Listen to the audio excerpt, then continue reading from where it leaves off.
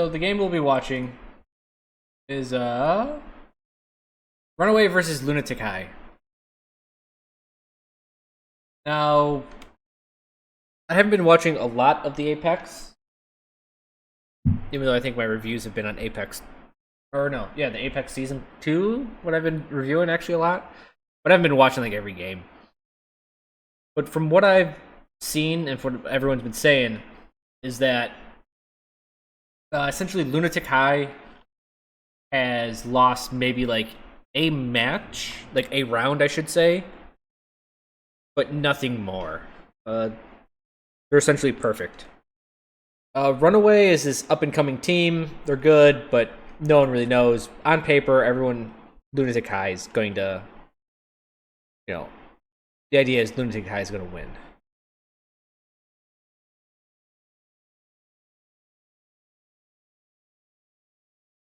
And the reason why I'm worried about doing this right now, did I get myself a pop? Nope, water.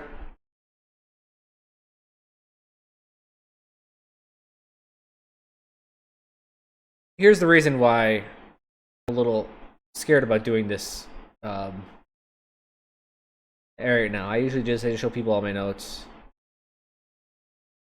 Yeah. We're gonna be here for a bit. So,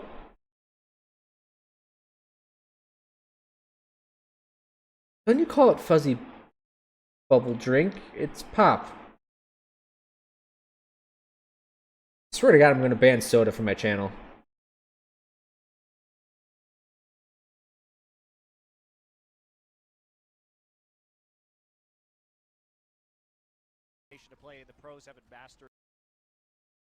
So, first of all, alright, I'm going to just end it here.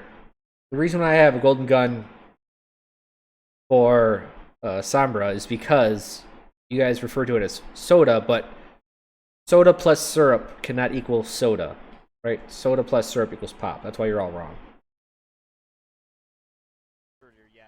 On to the review. No more discussion. With Kong Du Panthera, I started to get very scared, and Translocator buff, cooldown buff is pretty huge. Yeah. We'll see what happens. So let's start this. That's worth discussion. But for now, it's time for some overall. First one's Oasis, and just for the record, the Apex Season 2, they are not on the Bastion change patch yet, and also all of their King of the Hills are best of 3s. So this does not go best of 5 like normal competitive mode right now. Jumping into the university point here. Alright, this is the point that is less likely to feature for us, so... Get out of here, casters. Jesus Christ. Going for the Zarya. This is already a weird position that I felt. For whatever reason, Runaway 5, fucking A, that's from Earthbound. Runaway. If anyone remembers the Runaway 5, props to you. They get bullied off the point from little to nothing.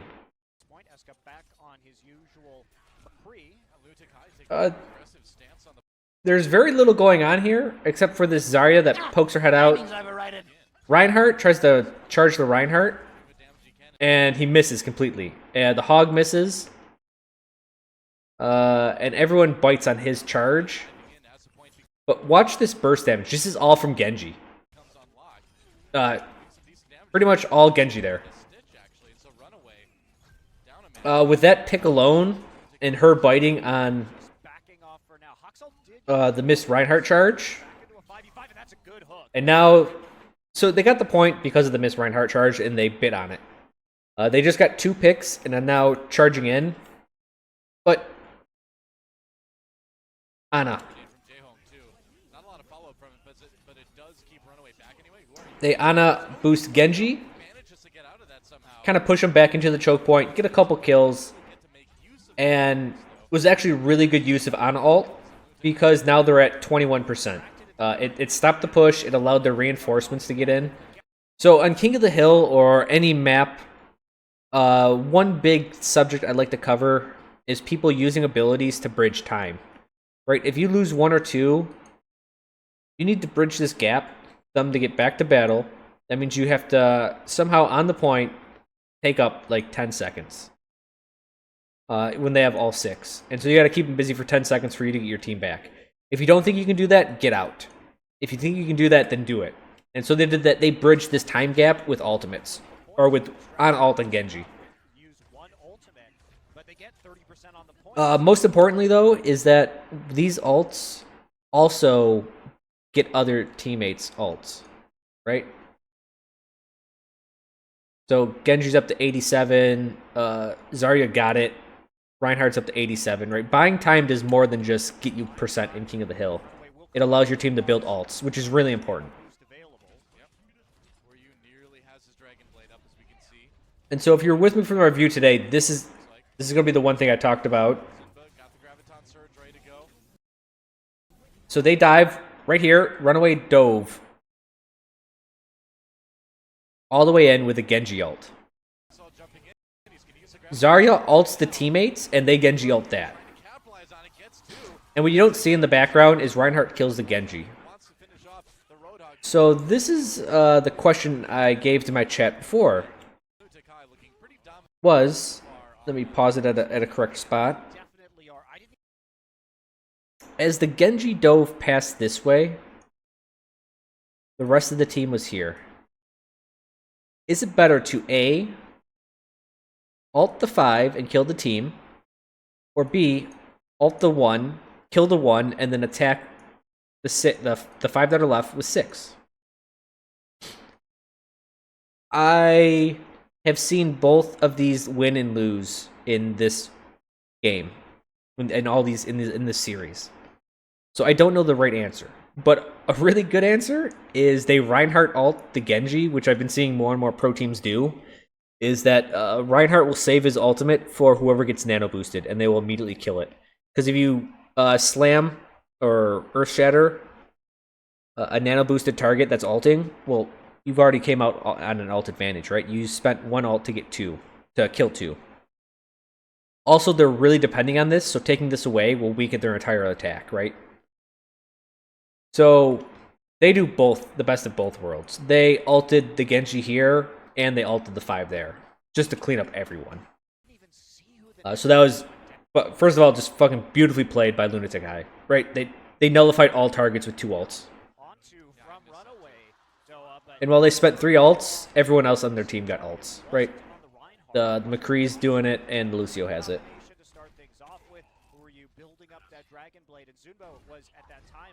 So now they have to re-attack. Also with this, while they did spend 3 ults, what we should really focus on is Runaway also spent 2 ults. So it's not that bad of a deal.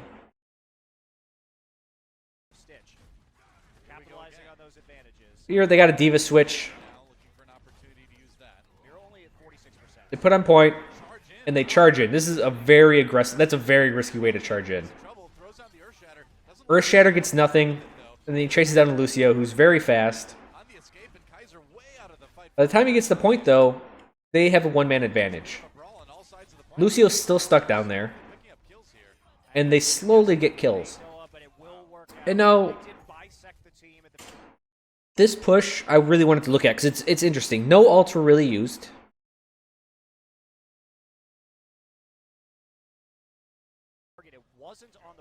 But they got the point. Let me double check. Yeah, Lucio didn't use ults. Oh, Reinhardt used ult, but they actually wasted an ult. So first of all, this charge, I think, was a desperation charge. He thought he could get something, but at the same time, he didn't care. He charges in, and it forces resources on him. At this point, when he turns around, so Lucio did ult, so they do get 1 ult. At this point, the Reinhardt's on him, the Zarya's on him, and this Lucio's over here is going to be on him. Oh, that was a Zarya. So that gets nothing. So he ties up 2 of the tank's resources, and then he just runs at a Lucio. And you think this would be a waste of time, right? You're not gonna get him. But then I noticed this. The Genji kills the Ana. They got a pick. They got a good pick. They got a support pick. Secondly, The other support has been out this entire time. Right here he is. He has no line of sight. Way out of the fight for a long time. Lucio tries to come out, and Reinhardt just puts him right back in. Runaway are slowly picking up kills here. That was a And- desperate play, Doa, but it will work out. I then realize there was 0 healing on this. Also, they do get the McCre pick right away. I guess that should be one thing to note, is that they do get a numbers advantage, but then they put the supports out right away. And if you look, I know it's hard on Apex's video quality, but Runaway gets healed and Lunatic doesn't. And I think this is the really big thing that they did, is that they killed the supports and separated them from the rest. And then they slowly whittled them away. That's why the fight took so long, and that's why Runaway came on top eventually. Right? See, look, everyone's at half health right now, and they don't get healed. So they had a numbers advantage. They used that number advantage to probably pick apart people, but at the same time, no one was getting any support whatsoever. Push Lucio out of line of sight with the Reinhardt. Wasn't spectacular, but it does end up. So I do want to note that started with a blind Reinhardt charge. The D.Va and the Zarya did come in at the same time, but still, it was a very risky play, and I want to just note that. Working. Stitch will get his ult all the way charged up, but it was 99-0 when the point flips over, and LunaticHai approaching 5 ultimates right now. They should be in a comfortable position.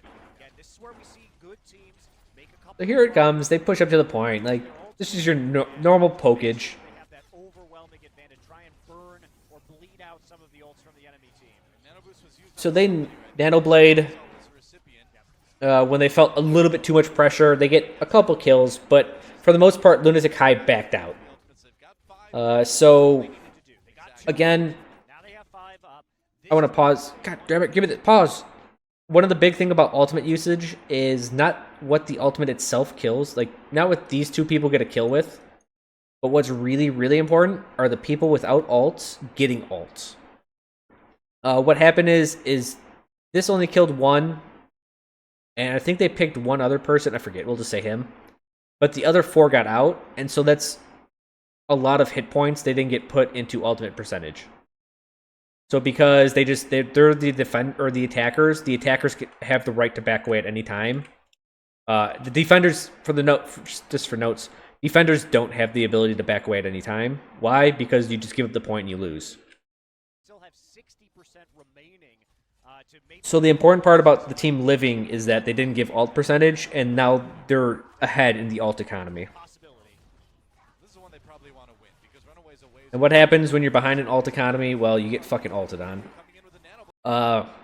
Again, this is the question I beckoned before. Do you use your ultimates on the diving Genji or on the team that's left behind? Now, the problem with they only have they do have a Zarya and they have a Zarya ult, but they don't have a Reinhardt ult. Genji can dash out of the Zarya ult, so it's very dangerous to use that controlling ult on Genji that gets boosted. But either way, their choice was to ult the main team. And so as they do this, you can't. It's hard to tell here. This is 2 Zarya ults. So the problem is that there's 2 Zarya ults, so all 12 people or whoever's alive are right now in this ball. But there's a fucking Genji just cutting everyone up. So it goes as you expected. Rushes the team fight. An easy block on the self-destruct, and it looks like LunaticHai are going to take back the point. And they are going to. But at this point, that is where the decision. Creeping. He was Oh, he's got there in time. So that was a cheeky play, but I just want to make the note Runner is that before Zarya ulted here and then Genji ulted on it, right? And there's 5 people here while the one Genji got dealt with. And this worked. But now we saw it the other way. The one Genji dove here and they ulted the 5 here and it didn't work. There are other variables in play, but at the same time, I just want to bring vision to the point that there's so many small variables, and depending on if you want to attack the person diving or the team and not the diver, both can be wrong, both can be right. It's a very situational tactic, and it's a very hard thing to discuss. He's worried about Jaeong, and if I was a fair player, I certainly would be. You can't, if that's his concern. So from there, LunaticHai took it. And like I said, this is a best of 3. That's just how Apex runs it. All King of the Hills are best of 3s, not best of 5s. Though can, to a certain degree, help to shut down Jaehong if you have a Genji player that skilled. And this one was actually really tough because we have mirror comps and they're mirror dive comps. Battle against Eska. Miro and you taking the high ground early on, but that's a lot of damage coming in from Cox actually. So we see Backing away now. the team that dove first, Runaway dove first. They attacked Lunatic's backlines first. Very deeply here. But they don't get anything. But the Genji does get the Ana that was fleeing. But they lose a Winston in the process. At the same time, Genji dives the other Ana. And now the dive teams are just fighting each other, right? There's nothing left to dive except for themselves.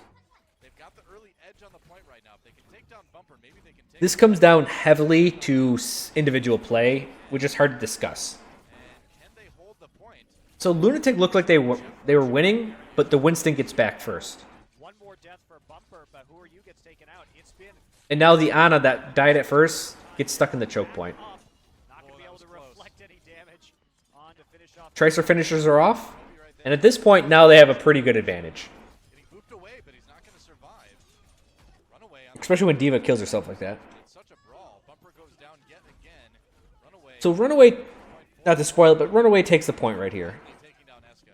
There we go. And when I was looking at this actually took me a while to figure out because it's dive comp versus dive comp, so it's quite hectic. So they would And it was also a very long fight. I mean, I think it was like a 30 to 40 second fight. So one thing to note is that Lunatic, they lose their Ana first. But Runaway loses a Winston. Jaehong going down early on. Hoxall does Now, kill. Eska kind of on his own. Now who are you? the Lucio and Ana die together. Now, the only thing to discuss closely about this is Ana's slow alone. Winston is quick. So Winston's reinforcements are going to get there before the Ana. Lucio and Ana died together, so they'll both get speed bursted together to point. And this starts to matter. It doesn't matter right now, Cox gets cut down. And LunaticHai, despite losing a but watch what happens. got the early When it looks like LunaticHai is going to take the point with this Diva getting killed, back right now. Delaying his long the quickness of Winston getting the point gets there. And also, it's Winston against a Genji and a dive comp, so he's automatically stronger. He eliminates the Winston, and because of the Ana's slowness, right here, Ana gets shoved into the choke point.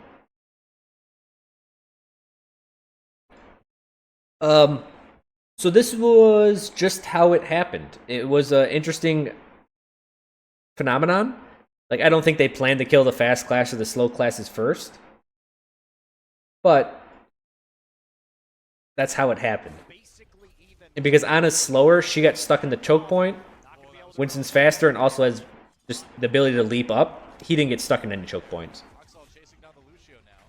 Getting And once they got the reinforcements, that's when Runaway really takes it. taking this point back themselves. It's also to be noted that if you looked where Lunatic died at, the Ana died up here, and everyone else died like back here, which means they got dove on. They were the recipients of the dive. They were on the back foot every single time.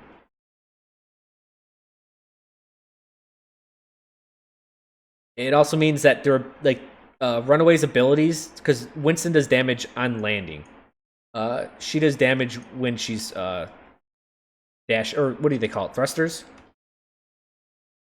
So getting your the movement abilities used upon you is more efficient for the aggressor.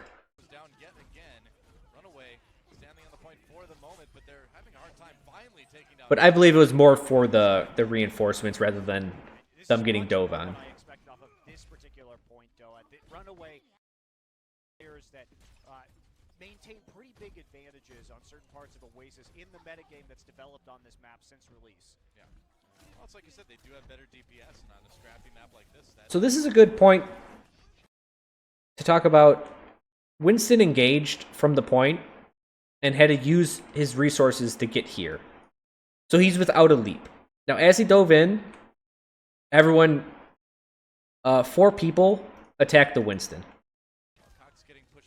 So the Winston's kind of the dive of the Winston has been dealt with. He's forced to ult.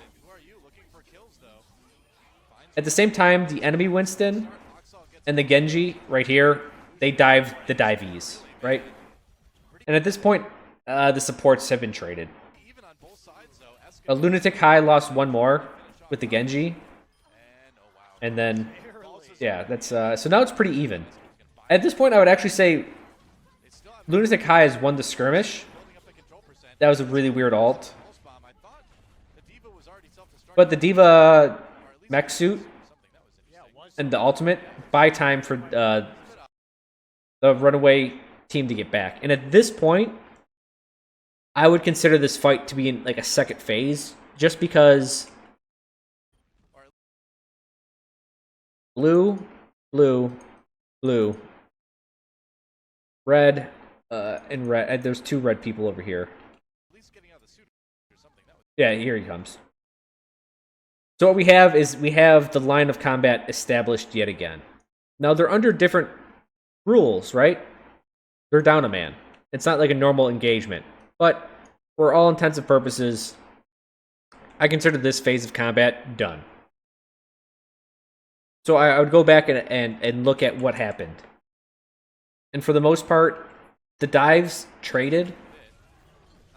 Since this Winston didn't get killed immediately on the first push, he has ult, as compared to this guy who does not. He's actually 15% away from ult.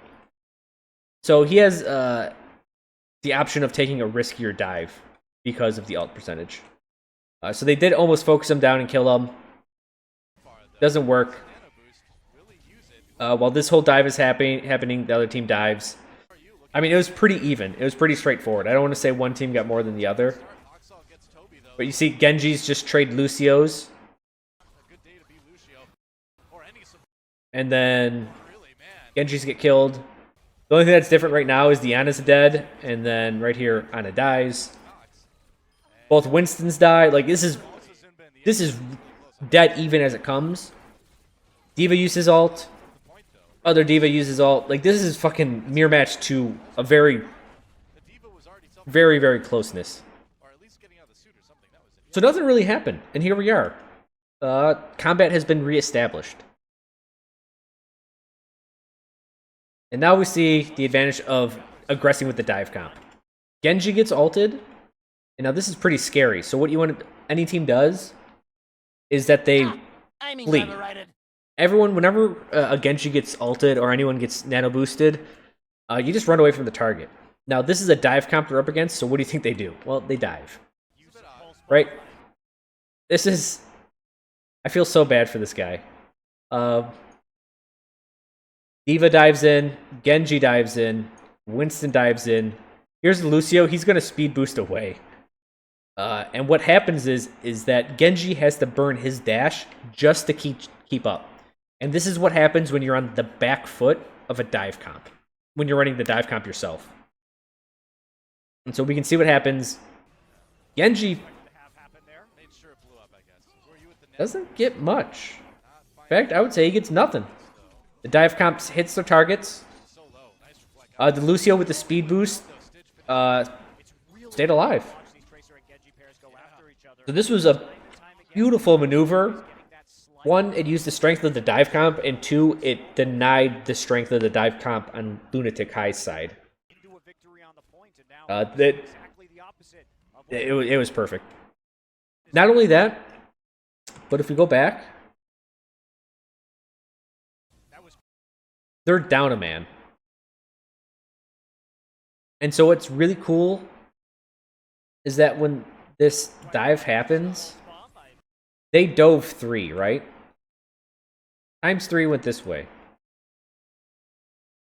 And that means they have 3 other members. There's 1 and 2, and I believe the third's over here. But now what LunaticHai has to do is, because they're down a member, they have to say, all right, how do we split our team? Because of this even split of 3-3, do we defend with 3? And attack with 2? But then we're not going to get our attacks. Do we defend? Like, it really makes them question how to divide this up. They could have attacked with more But would have they gotten anything? There's only a Lucio over here. I believe Ana was elsewhere.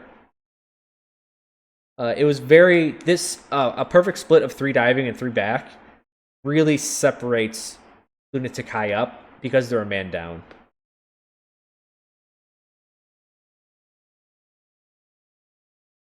Now, I don't think they specifically did this to make that a confusing choice, but it is a confusing choice to make.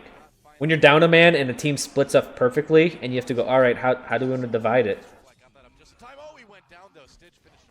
It's really fun to watch these Tracer and Genji pairs go after each other, but time and time again, it looks like Runaway's getting that slight edge, getting the initial kill, which then snowballs.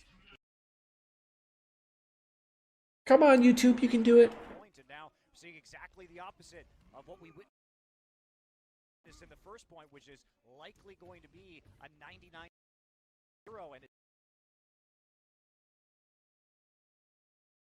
Sorry, let me just try to get this so it's not so jittery. This next part's super easy. A long-range pick on Tracer. Fox is going to pick off Eska early. Oh, that's really big. That's going to stop LunaticHai's push cold right there. So they have to back up. They're down a man way too early. Runaway puts pressure when they're a man down, which is good because it builds ult percent. And so they have to re-engage. At this point, overtime hits, so they're forced on point. Now, their Genji was ulting and he gets slept, but he did hit Ana once, which caused her to die. Winston catches Tracer without any abilities. She dies. D.Va attempts something, but it's a little bit too late. And now, Runaway did use a couple ults, but they got nothing out of it. They actually get cleaned up pretty easily right here. And so, when I was looking into this, what happens is, this is the downside to a dive comp.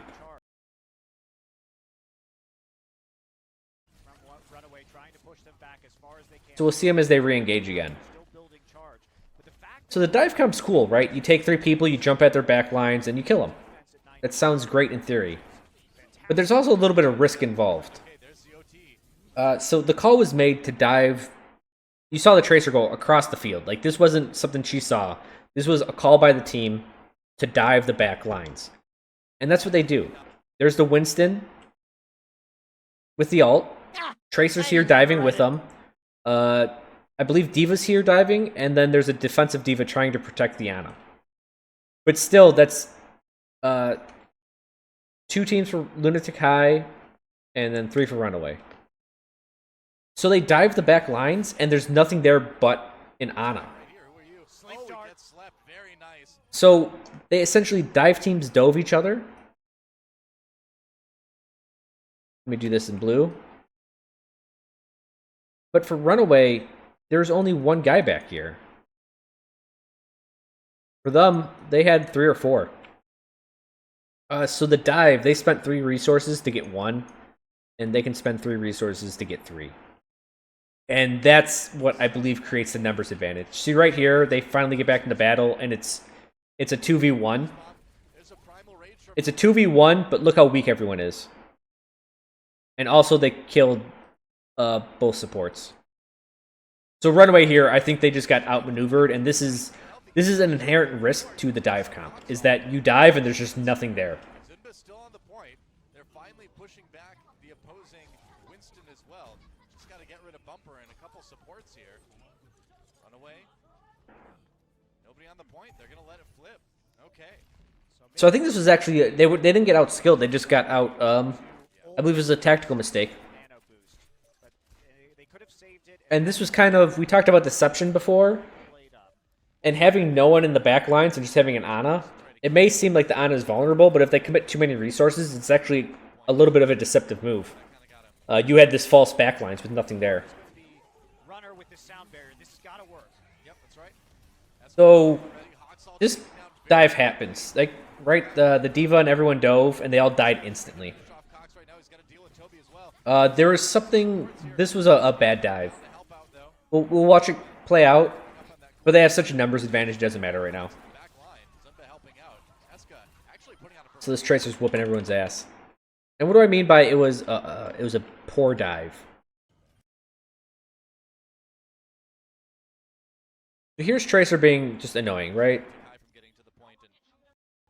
And now this Genji walks up, and he takes, looks about half damage.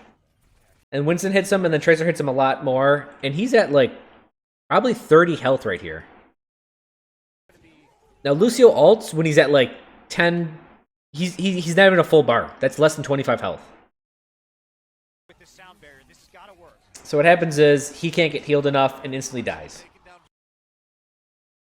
For whatever reason, this dive comp was misdone by about a second or two. And it goes to show the fragility of the dive comp if they're greeted right before the dive, or if they're intercepted during it. Like in the middle of the process of getting to where they want to go. So this Genji takes too much damage, and also the only thing in the game that can do what happened to D.Va is a counter boop. Do you see the head point of the dive with an ulting Genji gets eliminated right away? D.Va, the only thing that kills a D.Va that quick was actually getting booped off the edge, and she got booped by another D.Va. She got pushed off the edge. From here, 2-man down, 2 men of the dive comp. Yeah. A third one dies, and now it's a 3v5. It's over at this point. Runaway forming up on that corner. Oh, he manages to take down Cox in the back line. Zumba helping out. Eska actually putting on a performance on this Tracer. So it goes to show you, Runaway's really good at the dive comp, but the dive comp there was messed up by 1 to 2 seconds, and it cost him it. The dive, if it misses big because they commit so much. And if you nail them beforehand, they have no choice but to commit and weaken state. These are, I would say, the two big issues with dive comp. Which is really good to know. So this Tracer, she gets information. This Ana's alone, she's picking them, and she wants help. So not just only does the ulting Winston, the nano boosted Winston, kill Lucio, but he also hears his, the Tracer's cry for help. Gets the D.Va out of the mech, kills the mech, or kills the Ana and the mech. D.Va resets by just jumping off the edge, and Winston jumps. They pretty much got 20% probably on the point, or 20 to 30% because of one ult on Winston that got 3 kills. And so now we're at the shit part. Everyone's been at this point in the game, right? You get all your guys together, you're like, well, we fucked up bad. 88%, we gotta do something. Again, Tracer is on the edge, and this is what Tracer's good at. Whatever, this is the point. Tracer can sit outside a battle if this is if we consider this blue spawn. She can sit outside battle and get back to battle incredibly quick. But what she does is she gets information first and can either act on it or get away or act on it and get other people to help. From here, she sees the dive. She's like, all right, dive. There's 3 people coming from main. Ana's in the back with the Winston and D.Va. So what happens? Immediate dive on the Ana. And this is such a heavy dive. And the bad thing is that it's Winston, so this D.Va can't do shit. They do kill her. On the point, the other Winston is ulting. He got a kill. Genji ults. They just had a huge ult advantage. And we are nearly to the end of Oasis here, where it looks like LunaticHai in a great position to 2-0. If they can just push back, the rest of the Ana did get her ultimate off, but I think it was too little, too late. They tied up 2 resources with their own 2 resources, right? The Genji or the Tracer and Winston tied up the D.Va and Ana, while their entire team basically ulted on point. It was an ult advantage, really. Runaway though, still getting more people back on the point. I know, this is kind of crazy. And here it is. It's just, I don't even consider this. There's no tactics here. There's nothing. Just people run on point. This is really where individual skill comes into play. There is some stuff going on, but when everyone has to rush to the point, it's difficult to deal with. So, yeah, they're forced on the point because of time. Lunatic's Genji's ults in, gets enough damage. Wait, no, hold on. I'm sorry, I'm going through my notes right now. comes down to how The last center, yeah, Tracer gets a bit of info before the fight even starts and gets Winston and Tracer to My heavily dive. genius Whoop, is finally recognized. going to be LunaticHai rolling. whoop, whoop, whoop, whoop, whoop. Had a lot That's of disadvantages to start off that push, but Gold Shuri has subscribed. Thank you so much, Gold Shuri. after the 99-0 point, I think really Enjoy your sweet emotes. Enjoy, enjoy it all. I'm glad you picked me to sub to. I really want to point out Runner here. So back to the notes. Tracer gets a bit of info before the fight The right place on even starts. She gets the Winston and Tracer to heavily dive on the Ana. I can't see what's going on because of this, the spectator system. But Lunatic ults on the point with Winston and Genji. Ana can't wall away, so she dies, but takes up down separate members. Yep, Genji gets Lucio. Genji essentially cleans up with his ultimate. surge. Oh my. See, sometimes when And so we go to the second point. I'm a candidate for gentle And just overall, I took notes on, and what I think about overall about that first match is that it's more about Runaway. And Runaway has a really hard time committing without the dive comp. And the natural disadvantage of the dive comp of if you miss big. So they commit 3. So what I mean by when they miss big, they committed 3 to the back lines, and there was 1 person in the back line. So when they commit 3 to this dive, the other team, there's, the 3. Well, technically, they would dive probably with 5. It would have to be a 5v3. So when they miss, they just missed big. Also, they got engaged on that one time. The dive comp, as it's diving, the strength of the dive comp is this. The weakness is right here. But the natural disadvantage of the dive comp were shown. And on the first one, they just had a really hard time committing with without the dive comp. macaroni Right? The way they committed to the first fight on the first point was they just ran a Reinhardt in. artisanal cakes. No, I'm done. Perhaps, I'm done right? with it. Either been landing a lot of right clicks. Oh, we skipped way too far ahead.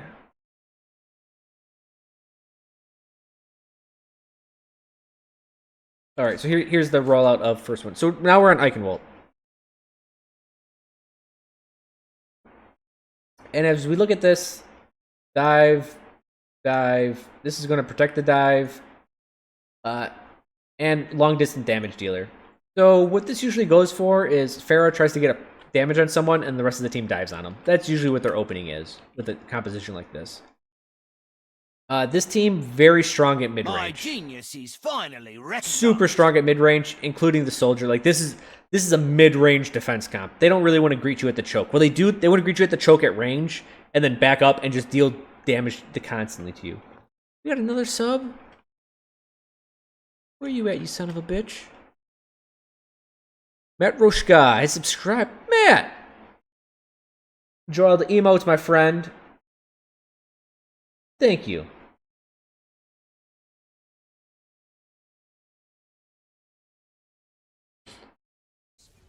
As opposed to brawling, getting in the trenches with a Genji and a Tracer, where it's not like they're So here comes the normal pokes. As you can see, Lunatic isn't committing too hard to the choke. finally. And they got the Pharah. Pharah's getting rid of the Symmetra turrets, Calm response to that Symmetra. Pretty common. which is really easy for her. Like, this is Playing the I believe it's a common and calm response.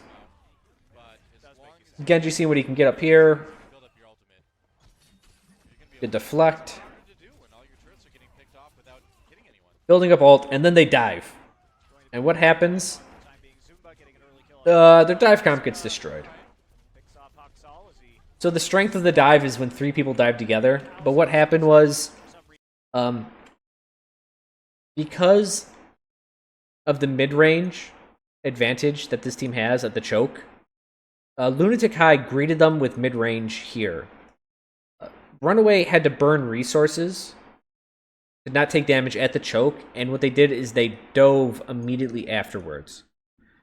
So what happens is they dive in a weakened state because they were greeted with the superior mid-range of LunaticHai.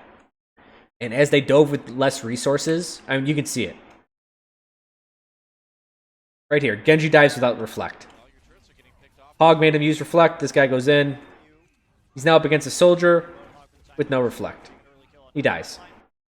At the same time, the Winston dove, and now the Pharah is just meat.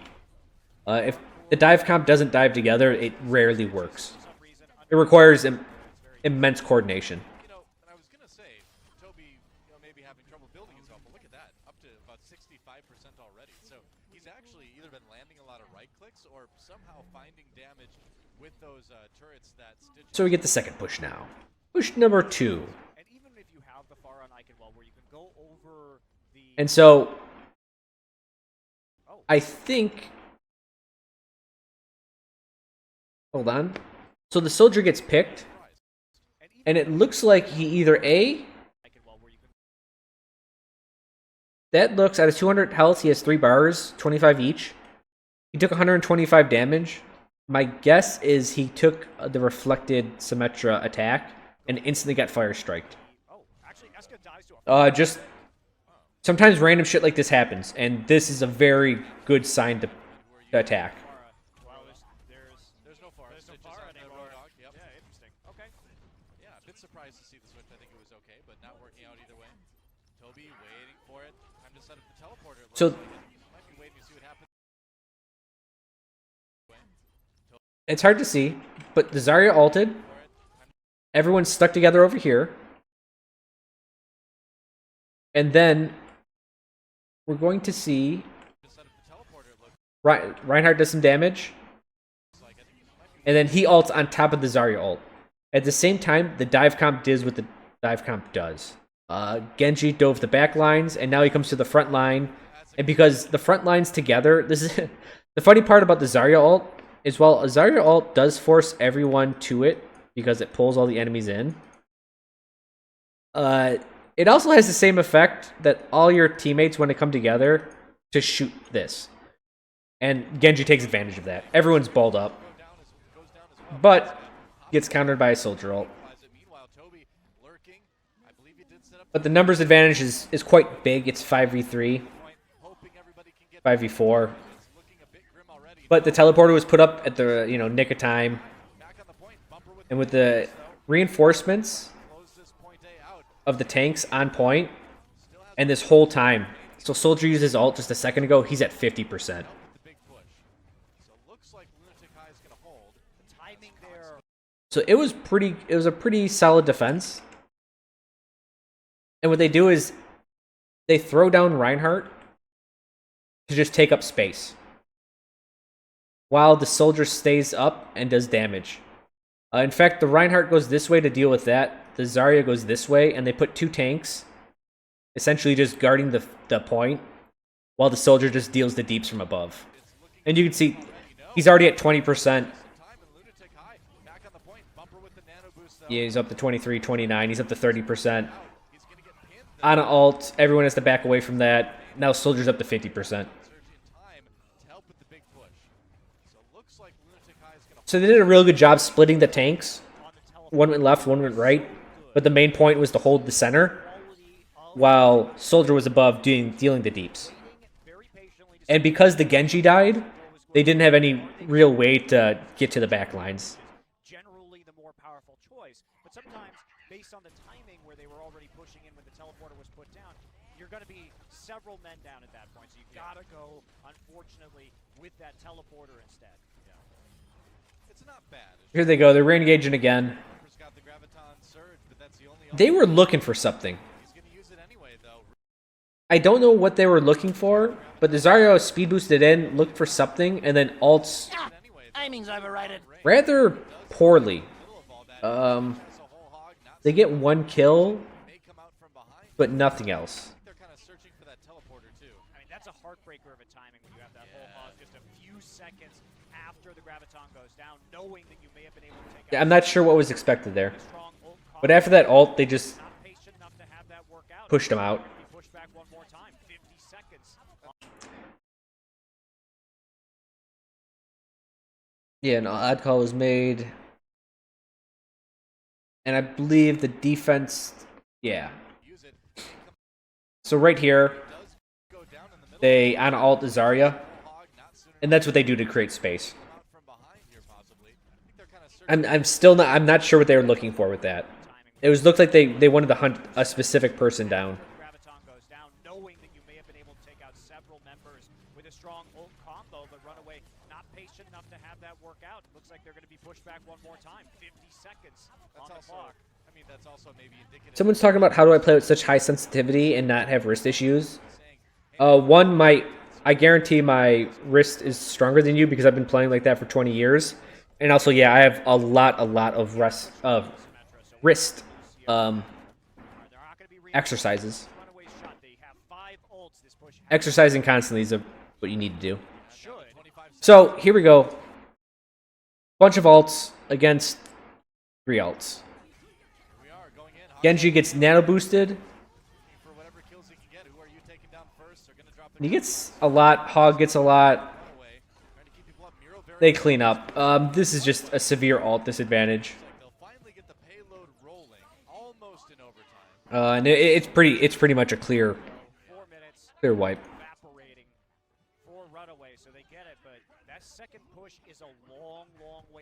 So I think this happens again, and I keep bringing this up. They have both controlling ults in the game, and the Zarya ults the team instead of the ulting Genji.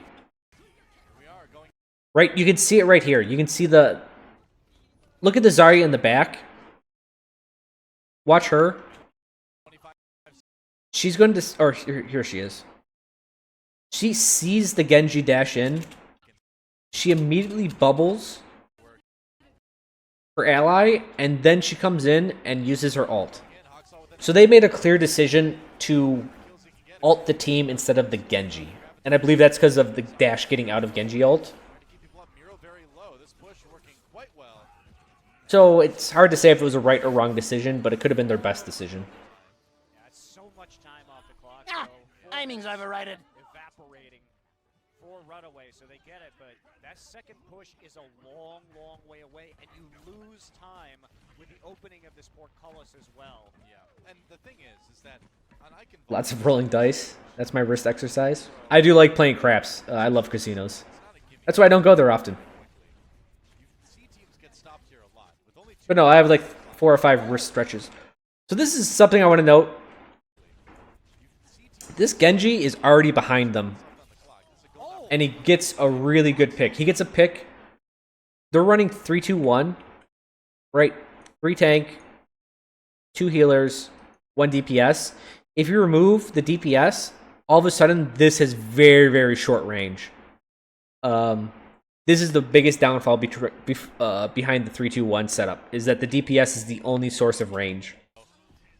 And so now they remove, essentially, any real damage they can do from the high ground. Now they have to commit, so they do. Right? They don't have the luxury of sitting on the high ground. The problem is the Genji, he dashes into the one fight he probably should never dash into, which is a Zarya Ana. From here, Zarya gets Ana ulted.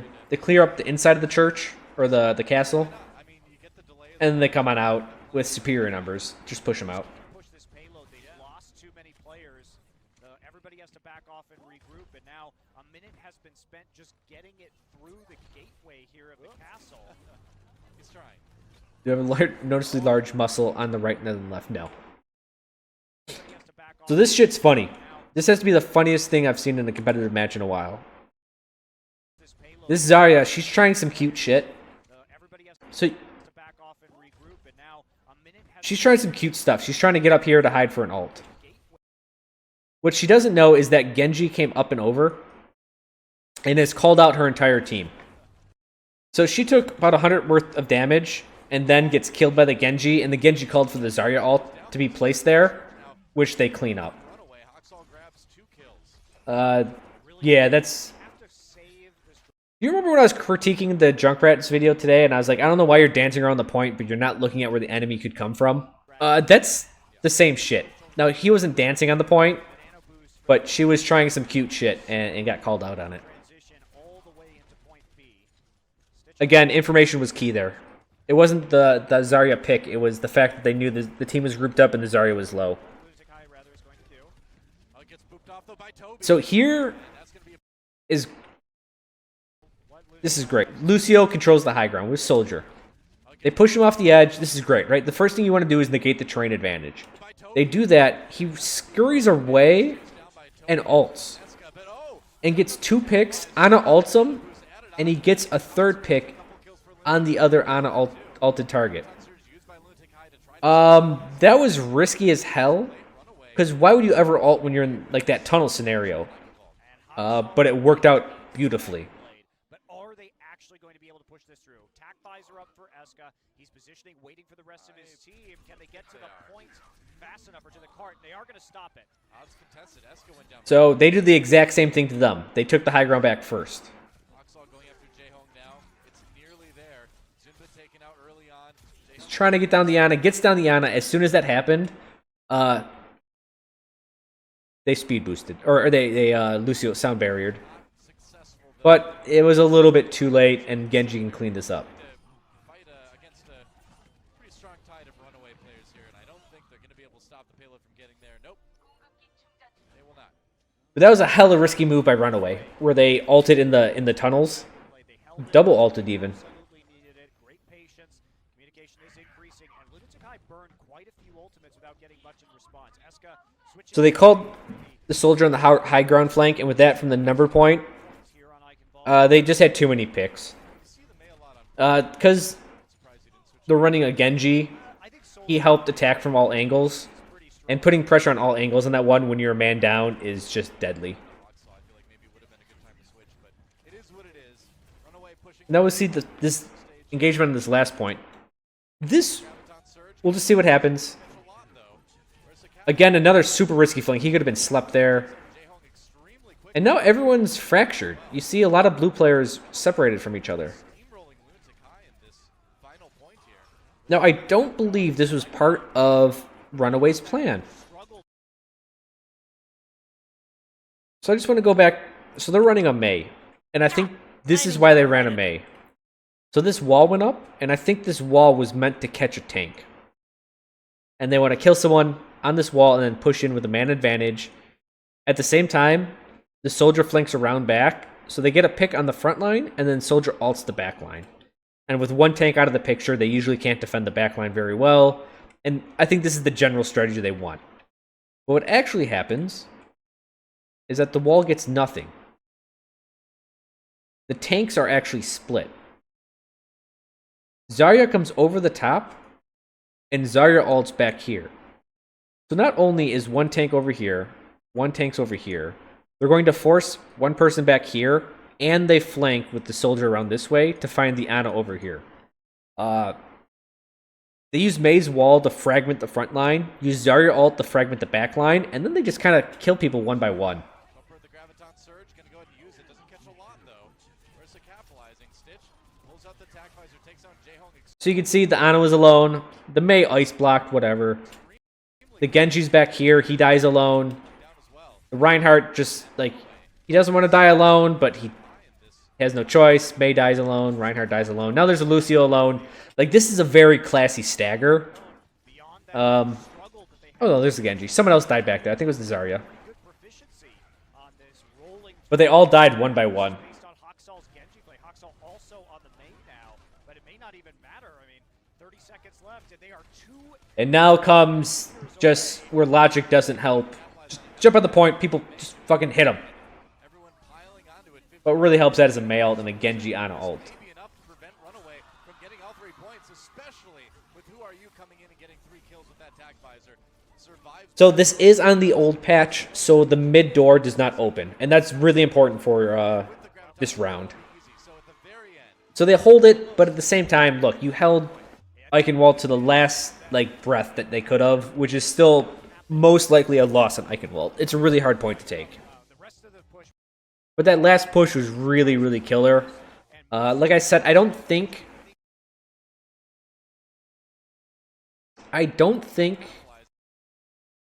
that their goal was to fracture everyone with this wall and then kill each part individually while ulting on top. That seems really, really complex. In fact, I would never tell a team as a coach. I'm not a coach, but if I was one, I would never plan this. There's too many details. There's too many parts that go wrong in the entire thing. But the wall designed to kill one tank, and then the Zarya ult in the back to kill the back lines, that's and the soldier flanking, like that's all reasonable. You're like, all right, we'll get a pick on the front, Zarya ult the rest, soldier's going to flank. That's a pretty good plan. That's basic enough. That's general enough to allow your players to use their own skill and methods to deal with the smaller variables. And essentially, this is just what it came out to be. Catch a lot though.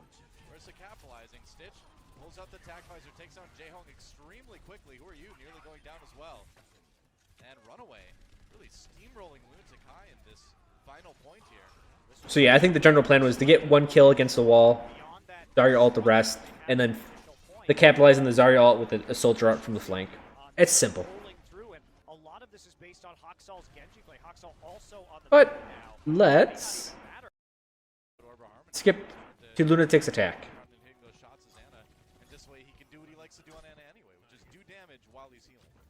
So what do we got before we go out? Dive, dive, dive, protects the dive, support the dive with damage and healing. And then here we have a 3-2-1 setup, Soldier Hog. So again, strong mid game against the dive comp. This guy running the diviest of dive comps coming out of the upper side, and they are going a long way around right now. Almost never see this approach. So Genji does this extreme flank. Really interesting way. I did not know you could do that. All right, All well, the way around the back. this has already gotten very interesting, Dylan. And what's crazy is that Runaway does not hear, because Genji makes noises when he double jumps and when he dashes. Man, if I heard that dash through the wall, I'd be like, all right, guys, Genji's up to fucking something. That was a super. But he gets a good surprise from behind. Ana's discorded, that's their target, Did not expect this. No, they definitely don't. but everything misses. Or Coxon, They can't, a lot of trouble. Jaehong they don't get anyone. early, though. While they dove the front lines, Zarya just went in the back lines and harassed the supports. He needs a help back bad, man. One hit. I was gonna say, yeah, one hit. So the dive comp got fractured, and like I said before, once the dive comp gets fractured, it's very weak. Push back here. Yep. And sure enough, they all die. It was cute. It was a nice. Except for this guy. He makes it out. Ended up completing that push. Not sure what killed Jaehong. I know it was Bumper who finished him off, but wonder what happened there. Yeah, that's going to be the And so question. now we're on to the second point. Different perspective on that fight from the opposite side, LunaticHai's front line, because the engage looked like it was going to be solid, but unfortunately, Who Are You couldn't deal enough damage to the Orb of Discord and Ana to start things off. But that's So they don't put enough pressure on the dive comp before it got to this point. And so you kind of want to put pressure on the dive comp before the choke, because you want them to expend resources here rather than here. The dive comp gets within the perfect range of diving, and they dive. so some of the damage has been done. Part of this map is just trying to remove The Ana, I think it was a bit of a panic ult, but ults the Zarya. people from that main. Genji Once you do that, gets mitigated by the Reinhardt. Here we go. Zumba gets the kill. Somehow of everything, the nano boosted Zarya kills herself, and then they lose the Ana. Bumper finishes himself off. And who are you on? He gets booped to death, and then from here, This one a little bit safer. they Lucio and Soldier ult to push the dive comp out. They get a couple of kills against the dive comp, and that again, dive comp's fractured. They have to retreat. Quite getting the picks fast enough. They need to push this point. well, Runaway used So that was last fight all of it. they forced out a lot of ults there, and Lucio just goes back to his people through the forest. They have mastered going around the side of this point.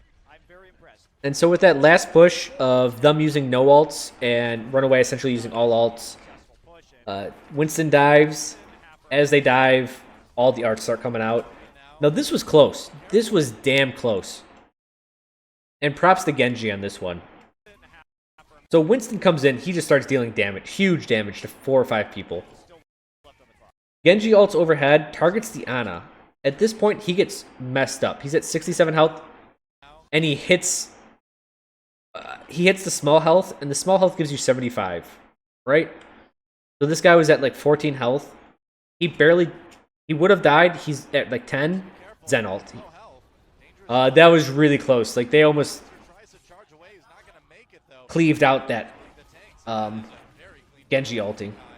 what are you going to do? But with the heavy ult advantage, they pushed through. No real hope for It was really good on Genji's part to dash to the health, because that saved his life. this season that they are not want to do. They don't do a whole lot of them. No, they don't. So 4 minutes to push through the second stage here on Eichenwald. Yeah, buying a couple more. And the reason they had such a heavy ult advantage there because their last push was so good that the only way to defend it was to just spam out ults. And they still almost got it. If it wasn't for the Soldier and Lucio ult together, I think they would have beat just the Ana ult alone. Through the keep phase here.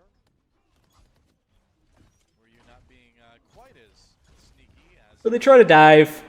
Dive is called off. You saw the D.Va just make a 180. And now the Graviton surge for Runaway. Axel drops... This is a bit overcommitted. I don't know if they were pissed about what just happened. Zarya ult, D.Va ult, the Reinhardt ults to kill even more, and then, for whatever reason, nano boost.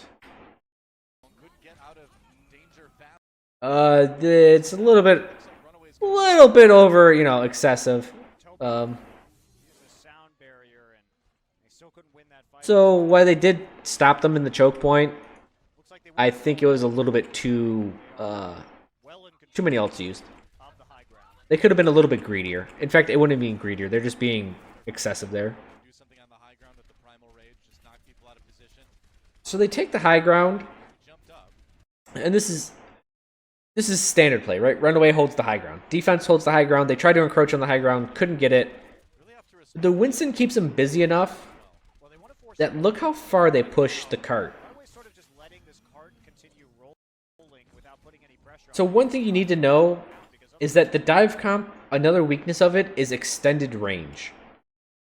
But the problem is that the dive comp can only dive like this far. Let's make a little bit better of an arc. Like that. If your team's back here, you're actually safe from the dive comp. They can't dive that far. But if you let them get this close, then they can easily dive on you, right? So they let them get really, really close. And they try to bully him out with some ults, as you'll see. The Soldier ult's up here. But, for one, he jumps down. But, secondly, he jumps down and the team's there. The dive comp can get right on top of him. And so the backlines are closer. So he doesn't kill the backlines, but he definitely puts pressure on it. The Winston coming in, ulting, he kills more of the backlines. This was all because of them letting them get too far. That's going to be about it. Looks like Runaway gonna have to let the payload move for a while. Pretty bad split spawn right there with the D.Va. So that's just letting the dive comp. Hold on, I gotta pause. I forgot my water at the same. God damn it.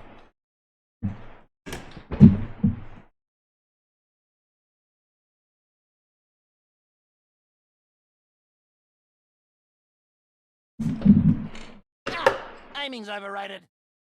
All right, I'm back. Did I mute my? Okay, I didn't mute my mic.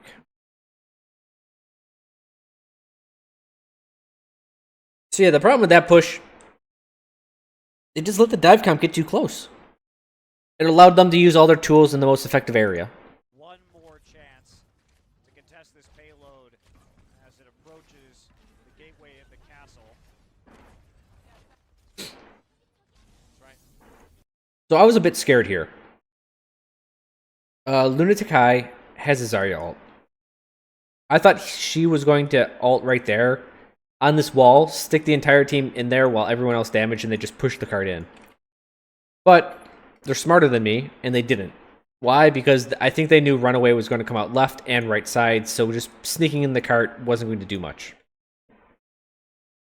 We see a Genji here. We see a Winston here. We see the rest of the team here. So, let me just clean this up.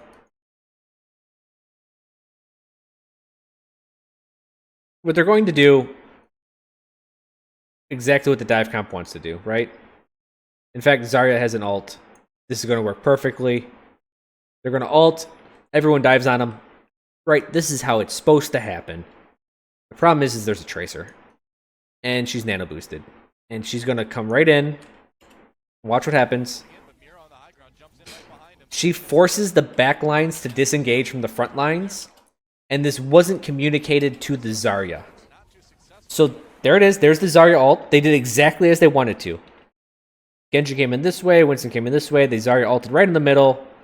Zarya came up this way. But they needed the damage from the 3 backliners. Mainly the soldier. But the Tracer came in here and disrupted the backlines for, what, 3 seconds? And that's all it was needed. Go down. Runaway able to take control of the payload for And then here they already have a numbers advantage. And they Zarya ult. gets away from that graviton surge, but Essentially, they stabilize. yeah, this one's not going to work out. So a little bit of miscommunication Dropping that late in the fight. that the back lines were pressured so hard that they couldn't assist the front lines. Also, if we go back, it's a little bit... I mean, I don't like critiquing pros on small stuff like this because I hate micro decisions. Look where Zarya ults. Right behind the cart. This is so hard to get a line of sight on for Soldier. So it looked like the Zarya was misplaced a bit. And maybe they thought the front line, the back lines were going to commit a little bit more to get an angle. Gets away from that graviton surge, but I think they're going to have to back off and regroup. Yeah, this one's not going to work out. They did get the ult though. Bumper dropping that late in the fight. Could be a little bit of a win there from LunaticHai, but Yeah. not looking too strong in terms of their own ult economy. Yeah. Outside of that nano boost, and Runaway holding strong for the moment. But as much as we want to say LunaticHai kind of misplayed that, at the same time, Runaway did a really good job with the Tracer ult to disengage the backlines. Like, that was pretty smart on her part. Get the Here we have Runaway trying to vibe for the high ground. who are you has the Dragon Blade up in a few seconds. You know, they're getting some stuff off. Almost got a sleep dart. D.Va tries to... This is a really good place to D.Va ult. Very few ways to run away, but they all get just barely away. And then at this point, we can see 1, 2, and I believe a third person's in there going through the castle. Their Genji sees this and calls their bluff with Ana's ult. Dragon Blade. Sound barrier comes in for Runaway to try to keep costs up. And it looks like it's going to work. It's one of those days. So this Genji ult that calls their bluff on this, I would say this Runaway flank with McCre and the supports was pretty risky. That seems a bit greedy. Gotta keep that cox up. What's a caster to do? I don't know. So the Genji ult clears 3 out, and this is a huge numbers advantage. Soldier ult's on point. The rest are cleaned up. The way they crushed that flank was beautiful. Although maybe Lucio does it for you. I don't know. Depends. I'm not going to... So this comes with flanking, and I've talked about this a little bit today. So they flank this way with 3, and that puts 3 on the main route. A good way to deal with flanks is either to take all of your 6 and crush the lower number, or you can take a lower number, let's say 1, and crush it with an ultimate. Ult. There we go. And that's what they do. They crush this side 1 against 3, and so they did a 5v3 on this side. There was I would see no way for them to lose that. Like that, I like that was, to me, that's a fundamentally superior way to destroy a flank. And Runaway, a minute 30 they have to defend. So we get the last point, the worst point in the game, at least before, Just nearly. However, because the door is shutting. shabby If you lose this fight, reset it sucks. by switching to Roadhog. Yep. And Haxal over on the bay. And so they bully their way to the corner. That's cool. Brief period ult advantage as long And then from here comes the plan. Now, what's your plan? Their plan is Boost goes down. they nano boosted the Zarya to go in. While that happened, the Reinhardt ulted. And that Earth Shatter may have set things up for Runaway. I don't know if the Reinhardt ult got anything, but what they didn't see was this flanking, sneaky son of a bitch Zarya. That is a pretty good graviton surge. And this cleans everything up. You can barely see her for a second. But watch this. And this is really, really good on Runaway's part. They are overcommitting on this side and through here. Right there's the Zarya. Look at her. Whoop. And Zarya gets in that way. So her team, there's the Reinhardt ult. It only gets one. But as you see, everyone ran away. They got the one person here, but the Hogs here. I mean, just this is really beautiful formation on what to do against anyone getting nano boosted. Like, everyone pieced out. And so when they had to get back to fight as a team, because they're like, whoa, whoa, whoa, there's a Reinhardt over here, everyone get him. Zarya came in. Waiting to see what kills coming from that. That is a pretty good graviton surge. Yeah, that's the end of that one. Runaway. At the numbers advantage, just, yeah, get out. Back off and regroup. And they've got just 40 seconds remaining. Ooh. Zarya gets caught. That was actually a really important kill because she had really high energy. Time for Runaway on the defense. Also, like, the stagger is... Everyone talks about staggering in Overwatch, and yeah, it's important, but at the same time, I don't think it's as crazy as everyone thinks it is. More importantly is killing the high energy Zarya.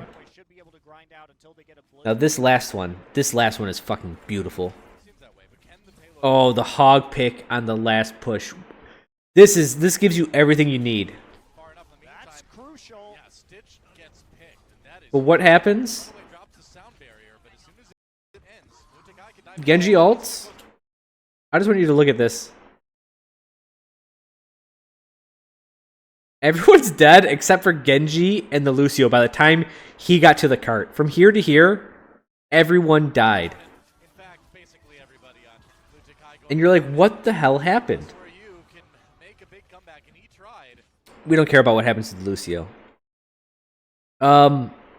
This was beautiful on Runaway's part. It's slightly risky, but it was really, really good. And it's so subtle. It is so subtle that you really don't see what happens. I think realistically, Runaway should be able to grind out until they get a blizzard, and that should just end things. Yeah. So they did. Remember, they crushed everyone a man down.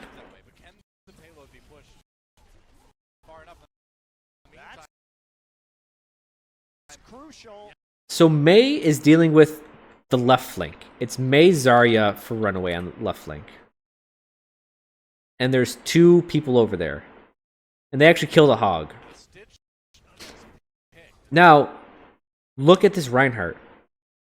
As everyone came out, the Reinhardt went in and he hammers down. He ults. He gets two people. At the same time, the left flank that went 2v2 won their 2v2. And all that's left is a Lucio Genji. This is the biggest disadvantage with Eichenwald at this point. Because you have to go through two choke points, and they knew for whatever reason, they knew they were attacking both ways. I think they just saw it. They perfectly divided up their resources. They said, hey, two people, Mei, really good in small places, is Zarya, who can keep the Mei alive for a little bit of time. Take the left flank. Kill everyone in the left choke. Reinhardt, go in the right choke, ult that. Whoever gets through, don't worry about it. We're going to kill everyone else, and we're going to come back and kill them. And so this is the cutest part. This guy gets so emotional. And look, he's like, two. You see that? He called it. He's gonna show the number 2, and he's gonna be like, look, you got two people with that ult. Good job. And then he shakes the fuck out of this kid. Rah! Rah, rah, rah, rah, rah. It's like, fuck. Damn, coach, settle down. He just fucked him up. But he was hyped about that shit. Somewhere there was a monster Earthshatter because it looked really bad. The initial pick onto Runaway, followed by the sound barrier being used earlier than they would have liked. And I thought for sure that was going to be it. So yeah, this last one, for them. Yeah. I just want to focus on this one last time.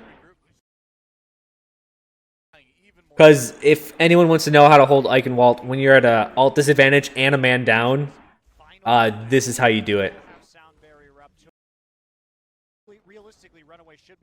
See, look, they're already positioning themselves. Reinhardt staying here. Zarya's on this side. To grind out until they get a Mei goes this way as Hog goes this way. So they're doing 2 over here. 1 over here to see if we can get a pick. 1 here, 2 in the back. Right, they have all their bases covered. blizzard, and that should just end things. Yeah. Seems that way, but can the payload be pushed? So they get the Hog, Lucio's sound barriers, and at this time, the 2 on this side engage there, while the 1 with the 2 supports deal with this side. Stitch gets picked. That is Oh, there's the Zarya. Actually, yeah. Now the 2 went over there. I guess the Zarya was out. But at this point, that's when the Reinhardt went in. Ults the 2. Zarya helps Mei. And I think Mei just probably walled off to separate the teams. oh, but Eska goes down and And there it was just, man, what a good, that was such a good read. unless where you can make a big comeback, and he tried. We're going to skip ahead Forces to OG Jeez. second, gonna dive back in and try to get the timer. a bit. No. So now we're on Anubis. And this has the most static of all lineups. Anubis offense is almost always dive comp with a Widow, Zarya. I don't even care about the supports. Not the fair. Good joke. This is what happens every single time on Anubis. Hero. Can Eska hit the shots though? And it's very obvious what they're looking to do. Yeah. We've seen this before, and we've seen this exact scenario And where right they away. played against Misfits. Dive comps puts pressure for Widow. Shots on Widow gets picks. Also, I just want to know the commentators this entire time are shit talking this Widow. I guess he's not the greatest, Oh, Eska. well, eventually won the high ground. but I don't know. This guy does decent. Most importantly, Genji gets a pick on Diva, and if you look at this lineup, the Diva is the only thing able to put pressure on the Widow. So now the Widow has free reign. Who are you? Helps out. It's only a matter of time Eska's really only there. that you can only get away with this on defense. Cox hits him with a grenade. Because she starts shutting down area. The dive comp starts diving anyone that's not, Takai stalled up put away out of line of sight of Widow. See, Widow just put Soldier in that corner. fire. Well, he did get a kill this time, so Control percent building. It's forcing, keeps on forcing resources. Reinhardt has to keep looking at her Oh, Cox. while all this damage is going on. While the Reinhardt's busy, the dive comp just keeps diving. This is textbook Widow Anubis .1. He's no timer, that's for sure. LunaticHai, though, winning a fight. And it looks like they will take point A. All right. I think we see this. This is almost every single time on .1 is what we see.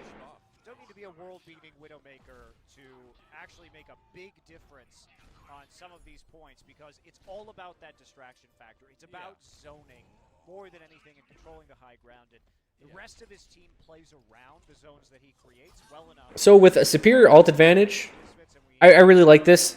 I know some people don't like the Widow on the second point, but when you have such an ult advantage, knowing where they're at with the Widow ult is super important, because now all of these ults can be used really well.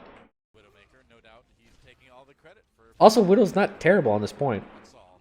So there it is. Zarya gets ult. He is doing some decent damage, and now who are you? Genji starts doing Genji stuff. Zunbe adding a lot of Zarya damage on top of that. And why not a Transcendence? Why not just keep it? Zarya ults, but Zen ulted as well to mitigate all of Zarya's, or So they're going to try to Ana ulted Zarya, and Zen ulted to mitigate all that damage. So they got all 6. At this point, they got all 6. They got 2 more ults.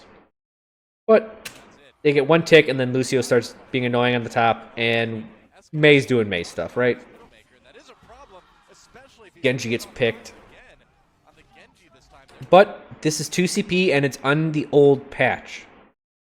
So the rules with 2 CP on the old patch were jump on the point, try to get a kill. If you can get 1 kill, your reinforcements can start overtaking this numbers advantage. No, made a lot of jokes. So Mei keeps stalling. Zarya stalls a little bit here.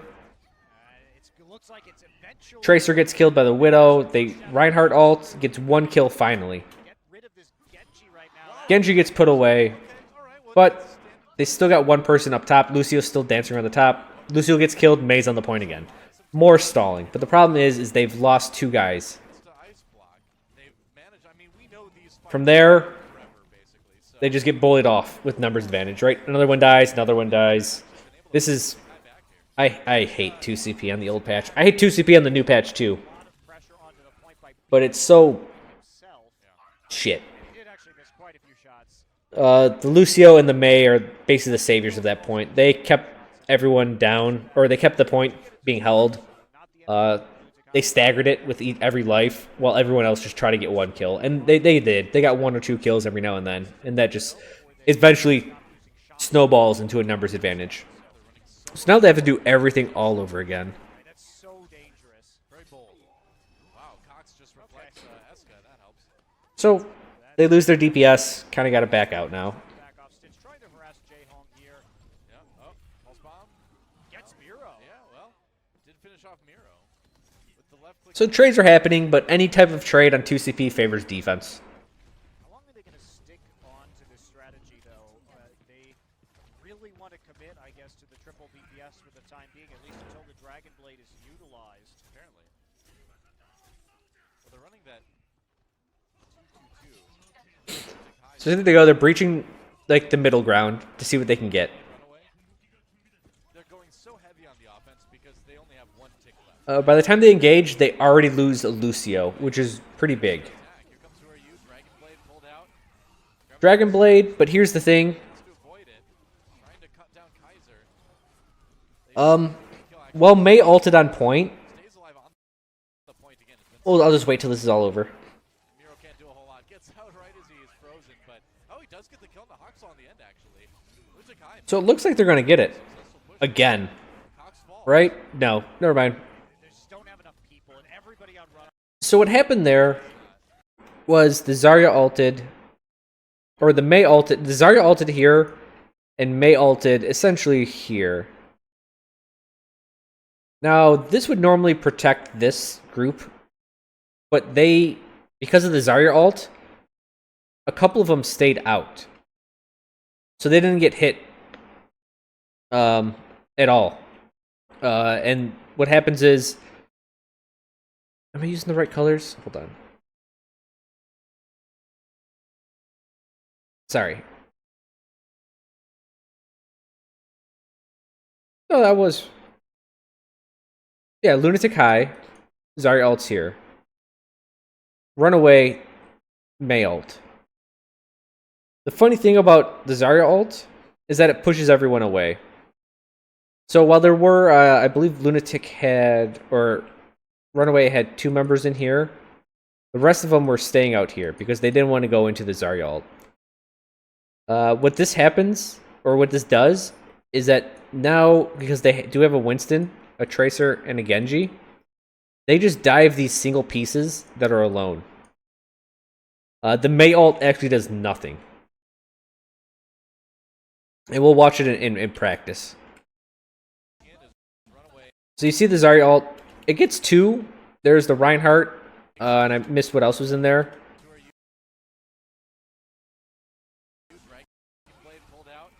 So the Genji gets the Lucio. It was Reinhardt and Lucio in there. But the thing is that the Winston gets the Genji, and the Zarya gets the Lucio.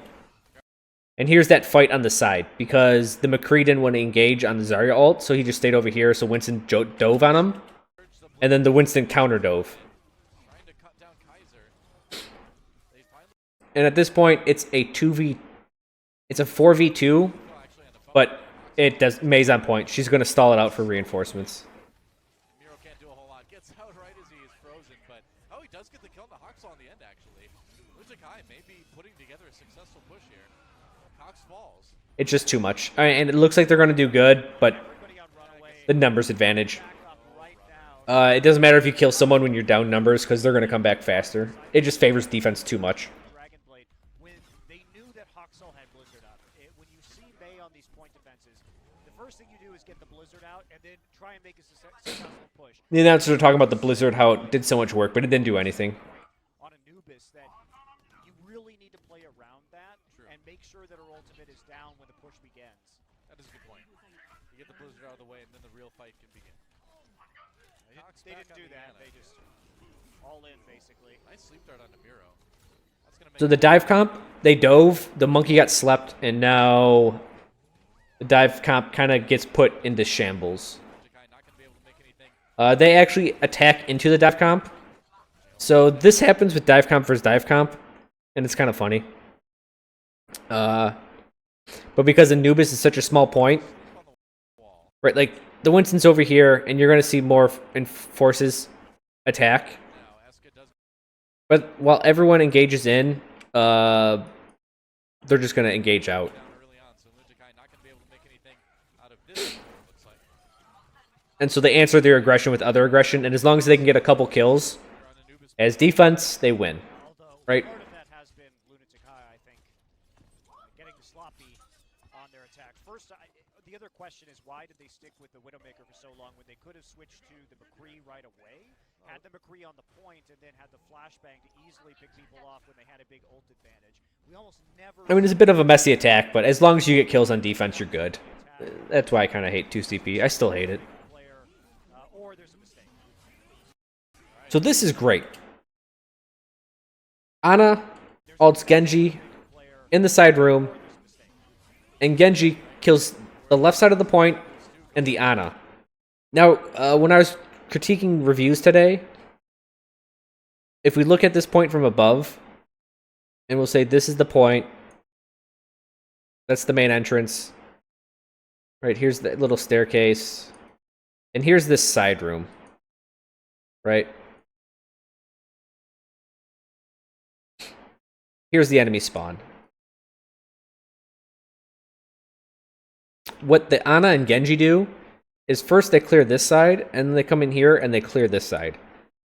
What they've done is they have cleared one side to make things simpler, and now they can just push one direction, and that's a very simple way of looking at it. This removes variables, they know no one's behind them, and now they just have to go one direction and kill everyone, right? What I say when you're in a confusing situation, pick a side, cleave to the center. That's what they did. They picked the one side, and now they're cleaving to the center. This is a really, really good way to clear the ult, or clear the point. See, now look. Everything is this way.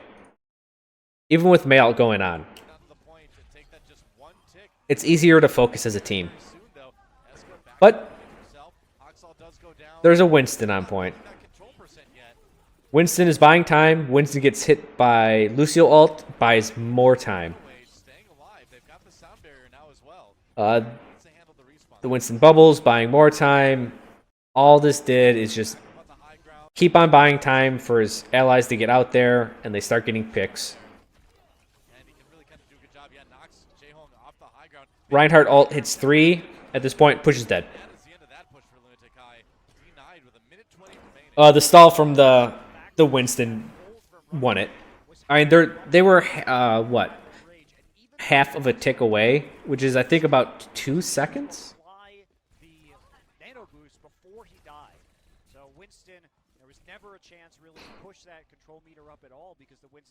So yeah, him buying 10 seconds saved that point. And this is the weirdest switch I've seen. May went Reaper, and May was doing work. I don't understand the Reaper switch. Maybe they're pissed about the monkey.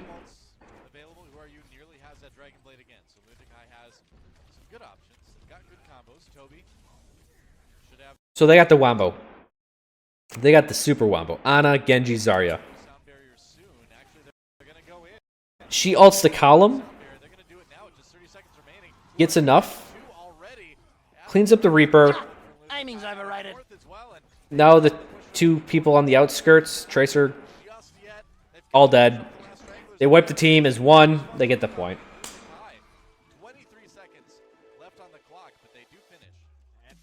So they finally get a good enough Zarya ult together, and because May was there, or Reaper was there instead of May, I don't know if May could have bought that much time, but a wall would have probably saved the team, or at least delayed their deaths. Maybe they would have capped that with a huge amount of time left in the bank, but as it is, they complete the map with 23 seconds remaining, and now Runaway forced to cap both points.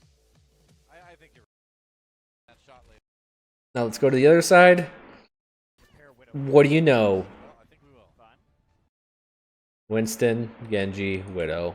Here we go. Just this is very, very standard for point one. For those long range shots. Ooh, that's really dangerous. Takes a turn. Now LunaticHai answers this in a very well-mannered way. Has been taking that shot. So Winston was up there. Widow hits up. Now Genji's up there.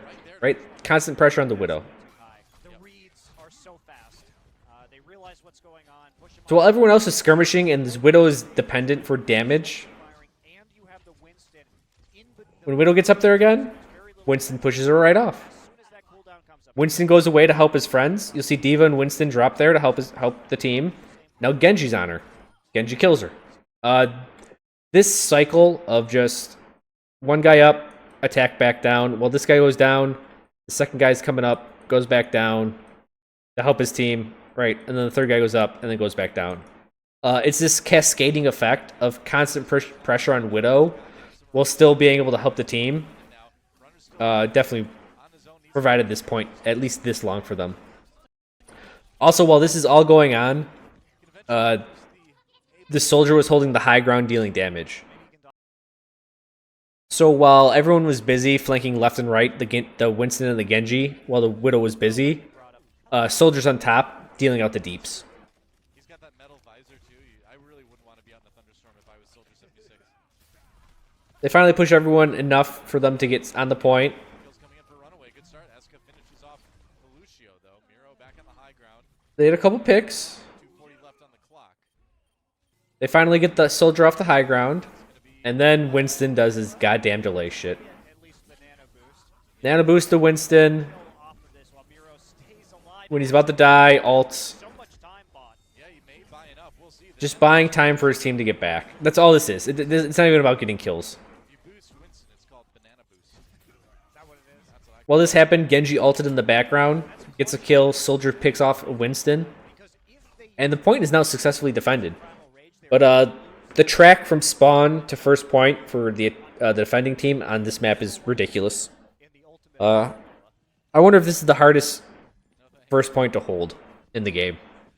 well, It's just more ults coming in. there's so much time. I mean, it's like I think it's like a 10 With nearly 3. Well, or more second distance. I mean, maybe it's like 15 seconds. Dax Wave barely staying alive. big kill on the Stitch. Yeah. Yeah, that's going to be pretty tough push Man, for this, Runaway to this make might work. be a full hold now. The thing is, Runaway came into that approach, and that attack. So yeah, LunaticHai doesn't really. Guy had to invest a lot. They're running And because Stitch got picked off very quickly, LunaticHai has gotten more time to match that ult economy. how can I put this? Now, for LunaticHai, in the next 30 So because of the amount of time they're taking with the dive comp, every time they dove, they're losing pieces every now and then. Like they went up this way, they got a piece, like they died once. Like one guy was lost here, another guy would be losing on his way in. We can see the ults are rather even. Anna's a little bit ahead of her counterpart. going to switch over to Diva himself, but So this is going to be a difficult one. They actually Runaway has to take advantage of the ults right now long enough for before it gets any worse. And Lunatic does. Lunatic kind of calls their bluff with the dive comp. the self-destruct available for So both Genji and Winston, and more importantly, Winston used his dive to get up here. everybody else on Lunatic. They're like, hey guys, they dove us. Everyone dove the soldier. They don't get the kill, but they push him away. Now they get the kill. Dragon Blade as well. It's at this point You usually see that now like the Winston and the Genji are coming back, but it's too late. The Winston got it picked on the Ana, just trying to keep them alive. but because he used his movement modifier and they dove immediately after that, that's what got him the point. This is one of the counters to the dive comp, is when they dive, you dive again. And because they dove with 3, and they also pushed in with a couple more, I think with the other 3, these guys that dove with 2, they got nothing, right? And the dive comp, sometimes you miss. I think Winston and Genji fell to try to deal with them, but the 3 that dove, they took out the soldier, and they put pressure on everyone else, leading to more kills.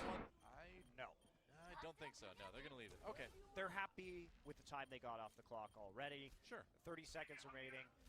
And then goes Yeah, James, they killed the deeps. This is, again, a big issue with the 3-2-1, needed for Runaway. is that you're so dependent on the 1. But very intentionally not use his self-destruct just in case there was some sort of snow. As soon as you lose the 1 DPS, you really lose a big part of your team. Use a nano boost onto the Diva already. Escutize again. Yeah. Here we have just crazy shit going on. Anubis point 2, what do you know? Nap, LunaticHai on the defense. Looks like they'll be able to hold for the moment. Ooh, maybe not. Self-destruct comes in. That could be bad. No kills from it, though.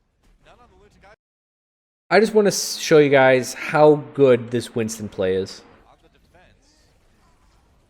Looks like they'll be able to hold for the moment. Diva ults the point. The Winston sees this, bubbles and leaps out immediately. He absorbed the entire ult. Like, that was really good.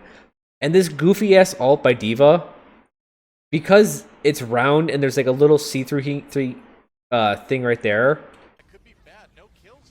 He gets the Diva and gets the Lucio. It was just a really odd ult, but it worked. I don't know how you died to an That Winston, though, I think saved like 3 or 4 members of his team. It was a really good ult, but an even better defense. Good thing that they had Zunba's self-destruct there, kind of equally placing it on the opposite side of the column from the point. And somebody ran around, runner in this case, and also the Diva bumper. Yeah, also, I believe at the start of that push... Let me just go back. Sorry, I'm just... Oh, shit. That's way too far. That ult pisses me off just looking at it. Yeah, that... So, when they dove the soldier on point 1, he had his ultimate, and this guy still has his ultimate. You're gonna need to be a little bit careful. They're gonna use the nano boost. Damn. We barely see him, but watch this. Oh, you saw the Winston flying in? There's a Winston Lucio here on blue, attacking the soldier. You'll see the soldier not use his ult again. You're gonna need to be a little bit careful. They're gonna use the nano boost So he gets killed. This is looking really good for their first attack. already.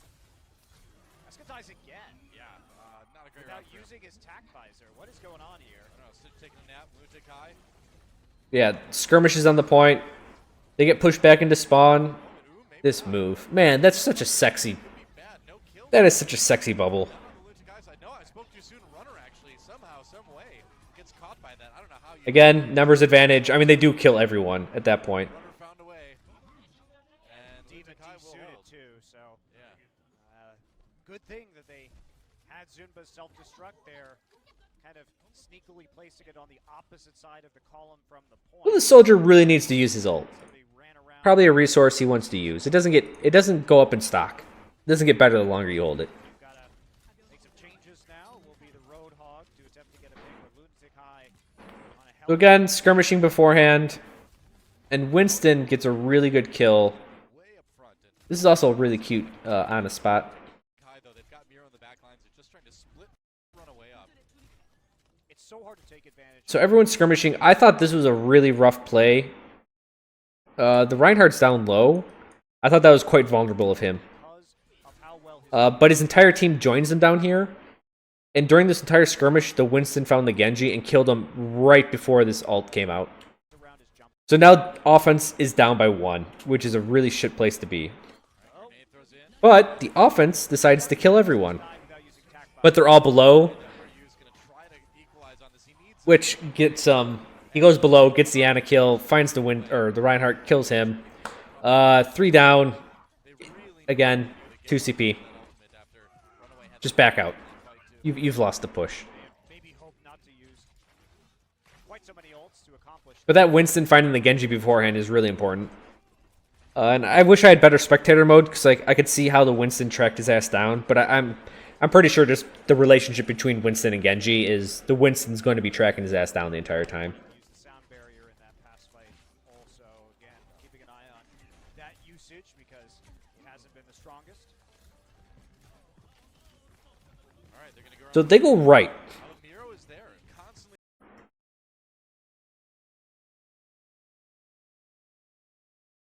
They make a very split decision to go right immediately. But look, something weird happens. There's a bubble here. Winston saw their move, and he jumped in. They repel him from the back, but they still continue from the front. What this does is Winston had a steady supply of information on what's going on and if they were really committing to the right flank, which they do. As they commit to the right flank, the Lucio and the Soldier are already here. And Soldier tack visors. He gets the Ana, and he puts a little bit more damage out there. And then he had superior positioning for a little bit. And this rotation, while they rotated, is really strong. I think more teams need to start doing this. The problem is you need a steady supply of information. But it did work for him if it wasn't for that fucking Lucio up there just dancing around. So yeah, as Blue rotated in right side, they just went straight down the center and ulted from back here. They got the Ana pick. Genji was dealt with a little bit, didn't get killed, but then he shot a couple people on point, just weakening them. But that first support pick is really important because, yeah, once you start going down people, it's over. Great reaction from LunaticHai. Good late kill onto Hawks. Oh, bigger late kill onto Bumper. Runaway gonna have to take a lot of extra time to reset after that one. And the Nano Blade back up for LunaticHai. So just offense pushes up right side. Winston has constant information as they engage onto the point. The Lucio ults and the Soldier Lucio rotate to the choke. This forces them off the point if they wish to kill them, which they did. They had 2 people, 3 people off point. Lucio, after this, he went up top, and he bought time, just so we can see that again. So yeah, you can see the Lucio getting shot up here. That's why this tick isn't going up. While they're focusing on him, Winston got a kill on Reinhardt. Without a Reinhardt and the Ana coming up slowly, they get pushed out. Great reaction from LunaticHai. Good late kill onto Hawks. Oh, bigger late kill onto Bumper. Runaway gonna have to take a lot of extra time to reset after that one. And the Nano Blade back up for LunaticHai. The reaction, though, with the sound barrier on point, booping him backwards, and simultaneously LunaticHai. So both teams got Zarya ult. Zarya ult, I think, is the most important ult in the game right now, just because of the degree it can build up your teammates' ults. If you don't have an ult advantage, it's really strong.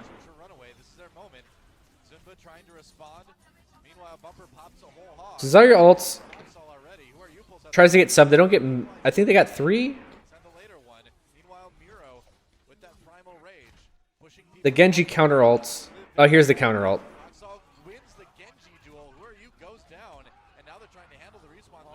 Gets a couple, but the Zarya ult from behind because she got picked first.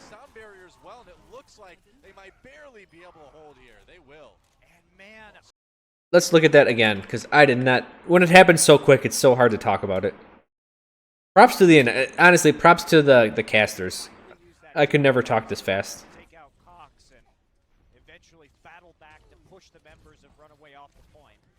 So the Winston kind of forces a fight here, and I like this. This view is really great. The Winston starts a fight here, and normally we would see Zarya's, at least how LunaticHai capped it last time, was they walked Zarya up right to here and ulted that column. So she ults from a little far away, and more importantly, the team's way back here still.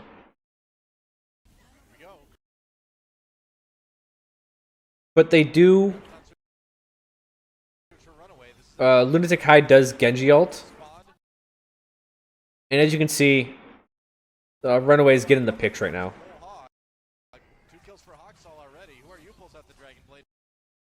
But their Genji didn't get any kills except for that one.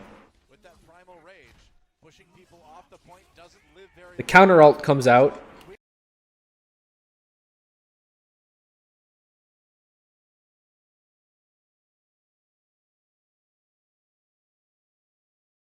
So, hold on. Sorry.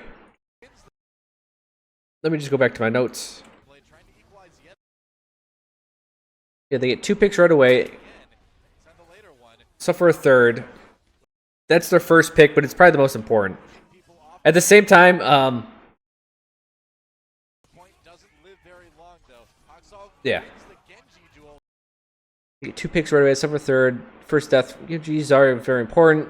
They use Nano Boost on Genji. Lucio's forced to defend with ult, so Genji holds his ult until a couple seconds later. And yeah, that's a really cool... it's a little bit of a skill thing. Zimba trying But we see right here, Ana. Also, we see that the Winston, the Ana, and the Genji are pushed up, while the 3 teams are the other 3 are stuck in the Zarya ult. But Ana boosts the Genji. As a response, Lucio ults immediately, and so Genji doesn't use his ult. moment. Zimba trying to respond. Meanwhile, bumper pops. And now Genji uses his ult. Once the sound barrier dissipates, Hog. 2 kills for Haksal already. Who are you pulls out and the only kill he gets, which I would say is one of the most important kills, is the Zarya. meanwhile, Miro But they're surviving on point. pushing people off The Genji ults, the very long. he gets 1, and then he puts pressure on the right side. And it's funny how this works. So he gets beat in a 1-on-1. Good kill. But because they put pressure on this side, the Zarya walked out this way and got a 4-man ult. Gets the kill. Everyone's purpled now because the Ana was back here, There's a graviton surge. and it's over from there. They're going to use the sound barrier as well, and it looks like So it was really interesting on their part they will. that even though all that happened, all of that crazy shit was going on, that they still had 3 on offense. The defense had 3 split. They had 3 back here. And I think that's what saved them on this point. Because they focused these 3 while these 3 could still do damage and live. Here we go. Graviton search for Runaway. This is their moment. Zimba trying to respond. Meanwhile, bumper pops a whole hog. So yeah, they killed the 3 that were on point, and now it's just the 3 that are off point. I believe that saved them for the whole tight team getting stuck in the Zarya ult. Rage. Pushing people off the point. And then they pressure the right side, and it forces the Zarya out on the opposite side. Down. I'm not sure how true that is, Gets the kill. because it kind of makes me wonder. If I put pressure on this side with 2 up to the spawn, will people then come out this way? Because then I could commit 2 over here, and then I could actually put more people over here to force them into the choke. There's a graviton search for It's too little of information. well, and it looks like they I can't really tell right now. hold here. They will. And man, Haksal thought he had the support, but Lunatic But it's funny, if you pressure too hard on the right, you're going to lose from the left, is the concept. weren't able to And from here, they got 10 seconds to get in here. get around the corner. Definitely divide and conquer. Eska hits the shot when he needs to take out the ult, and it's looking great for LunaticHai. And that was another Needs to defend this last point push. where I talk about Haksal on the they could have ulted the Genji or ulted the team. Let's go with the tack fight. And while the Zarya did die quick, she did not ult There's a bastion. in defense. Right? She didn't ult when the Genji dashed on her. With the nano boost bumper with the kill. So I think the Zarya ult is definitely used for the team rather than the Genji or the person ulting, getting nano boosted, I should say. No follow-up. The Reinhardt's usually saved for the person getting nano boosting. Zarya is for the rest of the team. Temple of Anubis. Unsurprising. Struggled perhaps more than we thought they would, but they still close it out 2-1. Couple close holds there, but So it's 2 CP. I mean, I guess they win, but it's 2 CP. So do we really win? Who's the real winner? the 2 DPS No one. heroes are concerned on this particular map. So next one, round 66. Here we go. It's going to be a triple tank on the Runaway side. Just from how the teams look, I mean, they're near identical, except it's a McCre for a soldier. Haksal on the Zarya. A lot of people think McCre should lose to a soldier when one-on-oneing, but I like McCree's burst damage better. I like his utility with flashbang and a shot and his burst damage with headshots rather than soldier. Even though soldier's better at longer range. Clearly, Stitch has got to be so. Okay, he found So this Roadhog's trying some sneaky shit, right? But he gets called on his bluff, Now, the problem with Roadhog doing sneaky shit over here is that they're running, on defense, a 3-2-1. And the only people that can put a lot of pressure on the right flank is either the soldier or the hog. But the hog is busy on the left flank. So now they only have a soldier on the top. So this right flank, whether they know it or not, I would say is less defended than normally.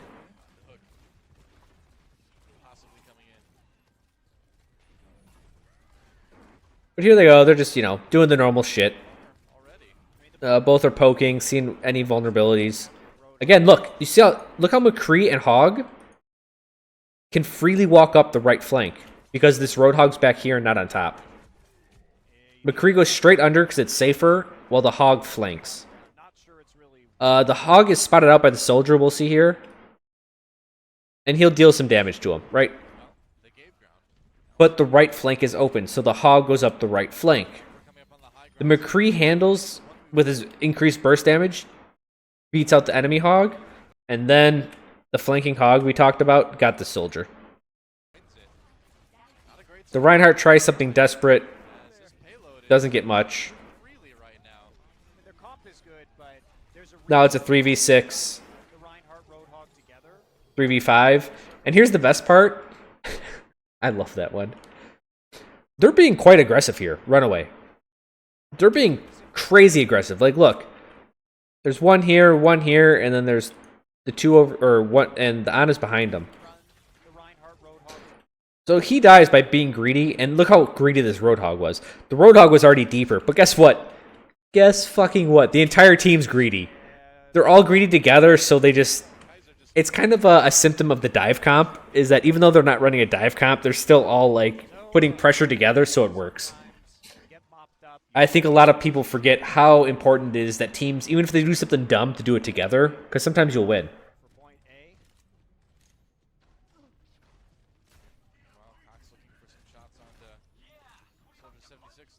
Also, that entire point was started because of the Roadhog not being on top. Right? The right flank was open. It's a good hook. And so that'll slow things down a little bit. LunaticHai may decide this is a moment to push up, and it looks like it is. Zuma also with a much faster graviton surge in spite of the... Also, Runaway right now, high ult advantage. Significantly high. McCre ults, Ana ults. Try to get something, nothing happens. In fact, they actually get screwed because the Zarya ults the group. Soldier ults on top, but he jumps down. Maybe he thought there weren't many people, but he only gets 2 kills before getting killed himself. As of right now, it's a 4v4. Right? Hog puts pressure. Both teams get an extra pick.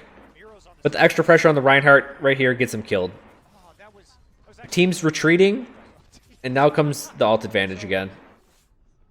On the route, the Zarya ults stops them from essentially retreating and meeting up with the rest of their team. And as you saw, as they got that kill, the rest of the team was coming. So it essentially, they were waiting for respawns. They were doing everything they could to wait for the respawn. As the respawns got to combat to get to a full fight, Zarya ulted, killing the front line, and essentially making the respawns the new front line. So when do you want to use Anubis and McCre? Either you could just use the McCre. It was a really good use of ult, even though it only got 2. But it was the timing of the ult. But the mechanical play there was pretty standard. During this attack, we'll watch the whole thing and then I'll go back through it. I think that works better for commentating. Reinhardt kind of whips his ult. As they come down, they're just starting to die like flies. So what actually happened here... LunaticHai staggered themselves. Reinhardt's on the ground. The rest of the team is stuck up here. Reinhardt gets focused down. He tries to ult, he gets nothing, but he dies. Look, the entire team's still up here. Ana's dropping. But at this point, they keep dropping down one by one. Like the Lucio's on cart. What's that gonna do? Hog ults. Gets the Zarya. Gets the one guy. Like they're all fractured. Everyone's split apart. They attacked that point very poorly. I think the worst part is that they used a Reinhardt ult as well. If they all jumped on the point as a team, or at least came out of the choke point, and some people went on the cart and some people went to flank around them from the top, it would have been better. But they didn't. They just kind of let Reinhardt do his thing on point, died. They dropped Zarya, died. Dropped Lucio, dead.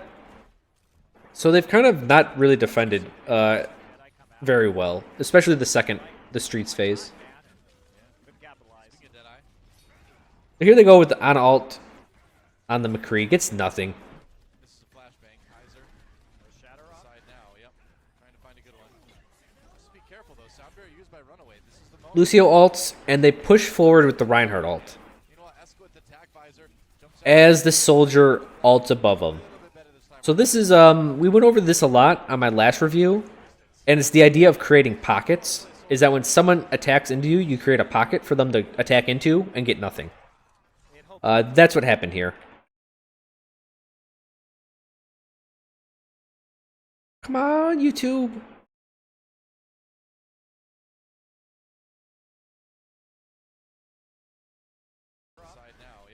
So watch this. Runaway, sound barrier. They ult the Reinhardt. But watch this. The Reinhardt just puts up a shield. Soldiers on top. Everyone else runs away from the Reinhardt. We'll see right here. There's all he can find. Reinhardt versus Reinhardt battle. While the rest of the team flanked above. So you can see everyone above. No one's dealing with the Reinhardt. They just don't want to deal with that shit. Soldier only gets one kill, but he weakens a lot. Genji just does cleanup. Kills 3. Kills 4. Finally, the Reinhardt dies that they kind of just left to be himself. Could I explain pockets really quick? Yeah. So we seen it on the first point of Oasis when they nano boosted a Genji. And we see it here, right here.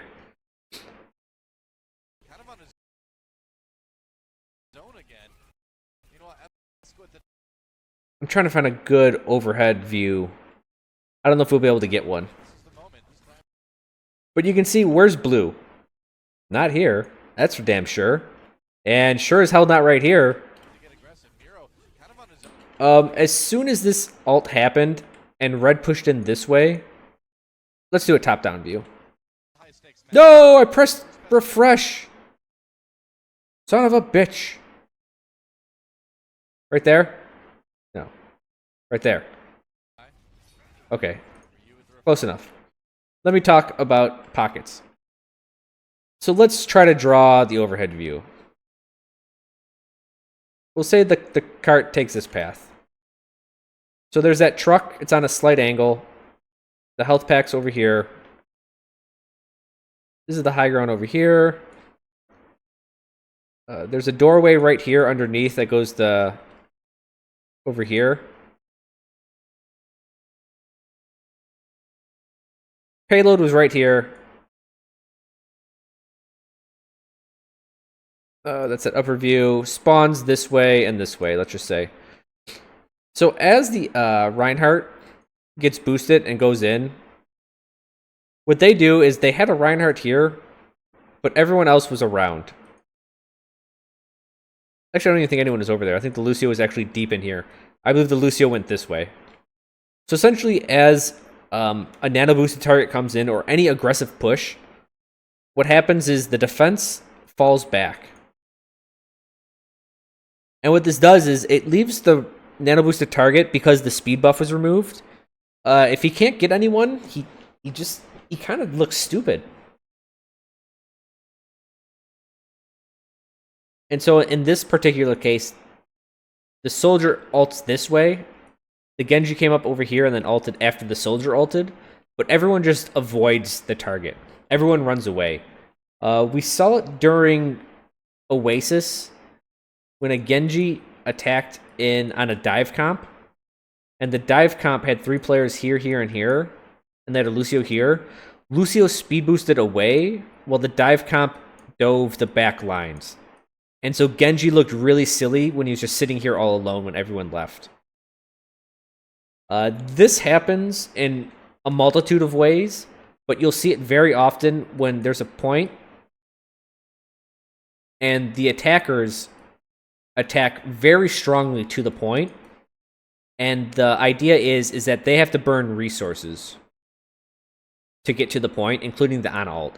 The defense, instead of defending this oncoming strength, which they can't defend, they retreat, and they use space to use up the resources. So what happens is after this, the team re-engages when all of their cooldowns, when all the attackers' cooldowns are being still like recovering. After the pocket opens, the pocket closes, and everyone attacks in. That's like a very high level look at pockets. They're absolutely needed because when someone ults and dives his 3 on a point, you can't defend it. Like, you can't take that out. It's too strong. At that point, strength against strength. So here's the point. If you do strength against strength, and let's say this guy's 200 strong, whatever that means, and this guy's 195 strong, the 200 wins, right? Doesn't matter. You lose. No technique. You lose. So the idea is when someone pushes in and they're stronger than you, back up and then re-engage. Whoop. Yep. And everyone just re-engages. And you use this time of backing up to essentially dissolve their abilities. And that's what happens. See the Reinhardt? There was a... See... There's only a Reinhardt for him to attack. This is an ally of the Reinhardt. This is a Roadhog. This guy's here. This guy here. The defense is a guy here on top of the truck, and everyone else is behind the truck. They're just not dealing with the ult. Yeah, there's actually 3 people over there.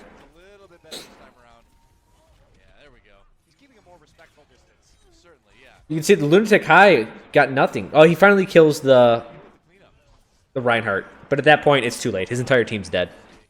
You just avoid the main target. Do the people on the sides move deeper during pocket? They can. That's an option for them. So, like, what happened there is as the Reinhardt came in, the soldier rotated on them. You can rotate on it. So, all this will net is 1 kill while you try to get, 2 to 3.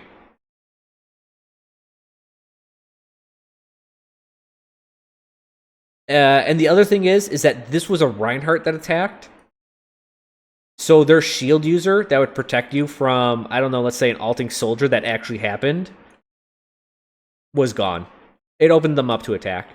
Just remember, whenever you're aggressive, if you attack and you're aggressive, you leave an opening to be attacked. Depending on the map. On this map, there's 2 routes to attack if you just punch down this center. Attacking exposes weakness. There's no way to get around that. You will always expose weakness whenever you're aggressive in attacking. The ultimate looks like he's going to try something fancy. Could be. But here's Zarya trying some sneaky shit. She doesn't do it, so she just wasted a lot of damage that she could have put on.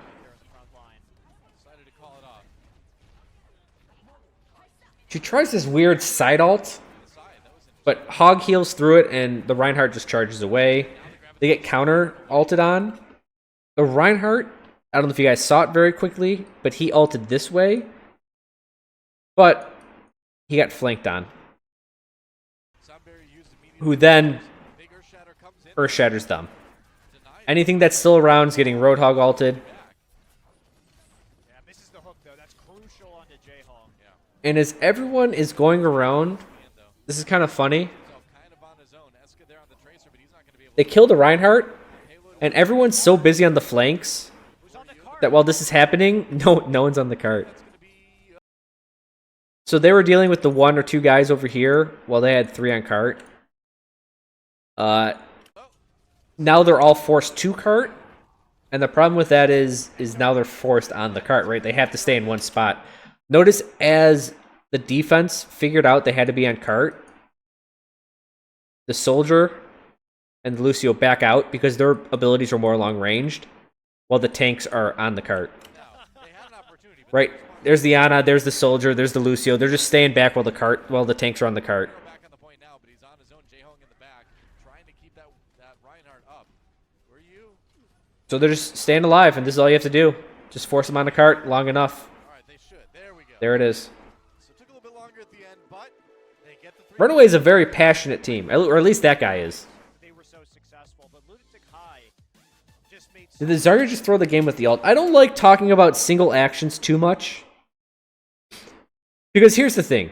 The problem with talking about this single Zarya ult is it's the same thing with basketball when people complain about the refs' calls at the last second, right? The last 10 seconds of play. You forget that during Overwatch, there was the entire fucking map of Overwatch you could have played better, and to narrow it down to this one action is bullshit on your part. It's your judgment that I would say is wrong, saying this one thing lost them the map, because one thing anywhere else, that Ana ult on the Reinhardt could have lost them. There's so many one things you could talk about, and this kind of goes back to my style of critiquing and analysis, is where I talk about general macro things, and I don't focus on one. I think it's really low level and shit analysis for people to be like, oh, that Zarya did something wrong. Oh, this charge is wrong. This heal was used on the wrong. The heal should have been over here. Could have been healing more people. This is wrong. These are all, like, you're trying to talk about the infinite amount of combos that this guy can make, and comparing it to the infinite amount of things this guy can do and this guy, and then comparing them all to each other and saying all this links up somehow, which is bullshit. No one's that good. No one's that smart. Right? There's too many combos to go up against. To focus on one specific thing is bullshit. It's complete and utter trash.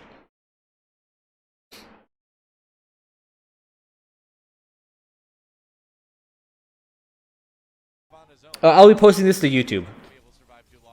So yeah, to say like, oh, this Genji ulted wrong. Oh, this is a bad ult on Genji's part. Oh, this sleep, what a stupid sleep. Blah, blah, blah, blah, blah. It's to focus on one person's actions at one part of the time is to deny the 99.9% of the other game. Right? If I focus on this one single action, it's saying the rest of the game didn't matter. All that mattered was this action, which is bullshit, right? It's just wrong. See, the whole team's off the cart. That's like, this is the perfect thing. Everyone's talking about every single one action, and everyone forgets. Who's on the cart? And Eska. And Toby. And Zumba. All right, they're all back now. They had an opportunity, but the respawns came in. But again, Runaway not in a position where... So at this point, it's just a mad dash for the point. And as long as they put their long-range classes at long range, and they have to keep on diving on the point, and the tanks can deal with the people diving on the point, while the long-range classes deal the damage, you're going to get the point. So it took a little bit longer at the end, but they get the 3 points on offense. I'm really surprised that they were so successful. I should use my condescending voice more. No, if I use it more, it loses its value. In the streets phase and in the big Earl phase. I'm gonna run to the bathroom real quick. You guys can watch these guys reset up. To try and take that hook when you always virtually have the advantage playing with the soldier and the Roadhog grouped up on the high ground of Big Earls. Because like I said in the intro to the game, you win those Reinhardt shield battles. And then when they lost that and got rolled, couldn't reposition, the Electric Cowboy was completely misused by Runaway. But then they just they got sucked right into the trap of Runaway immediately thereafter by trickling into the death ball that was on the cart. I mean, on top of that too, Eska has not been having the greatest performance on this map, and or last map, or this last map. series, Yeah, I mean, or this tournament. It's been rough. It's been rough. So I don't know. Who are you? Has been doing well, but there is a deficiency in how they can play around their power spikes. When they have who are used Dragon Blade up, looking pretty good. When Eska's ult is up, sometimes we see a minute or two pass before he even has a chance to use it, like on Anubis, where he's just dead all the time. A great start. Pressure's on this guy right here. Eska needs to really put on a performance if they want to have a chance of winning Route 66. I think clearly what we've learned from this is that as DPS duos go, Runaway has the stronger pair. All right. Absolutely. Oh, perfect. They're all getting ready. 10 seconds left. Most of the way through this match now, it's looking pretty definitive. LunaticHai looks like they're gonna go total. We're on Runaway defense, Lunatic offense. Not surprising. I mean, LunaticHai dive comp, right? Dive. Yeah, they support the dives. Zenyatta's a very divey person. Soldier. The other team's running pretty standard 3-2-1 to hold on defense with a McCre. So McCre adds strong mid-range damage, and with the flashbang, he's really good against dive comps. okay, they've got a good read, and they are actually playing that high ground with the Roadhog. Jaehoong's doing whatever damage he can with that Zenyatta from the side. And they've got to dislodge So Soldier's doing his work up there. Gets hooked. No, he doesn't. Fooled ya. Looks like he got behind a 2.0. Yeah, the hook broke, yep. But they're doing a really good job defending the top. And then, like, see how they're just pushing everyone away. They're staying alive. They're doing damage. They all get damaged too quickly. onto the high ground too. So if we look just 5 seconds ago, look how low everyone's health is. Yeah, half, less than half, almost dead, almost dead. The Soldier gets beat at mid-range by McCre. I would say McCre is stronger at mid-range than Soldier is.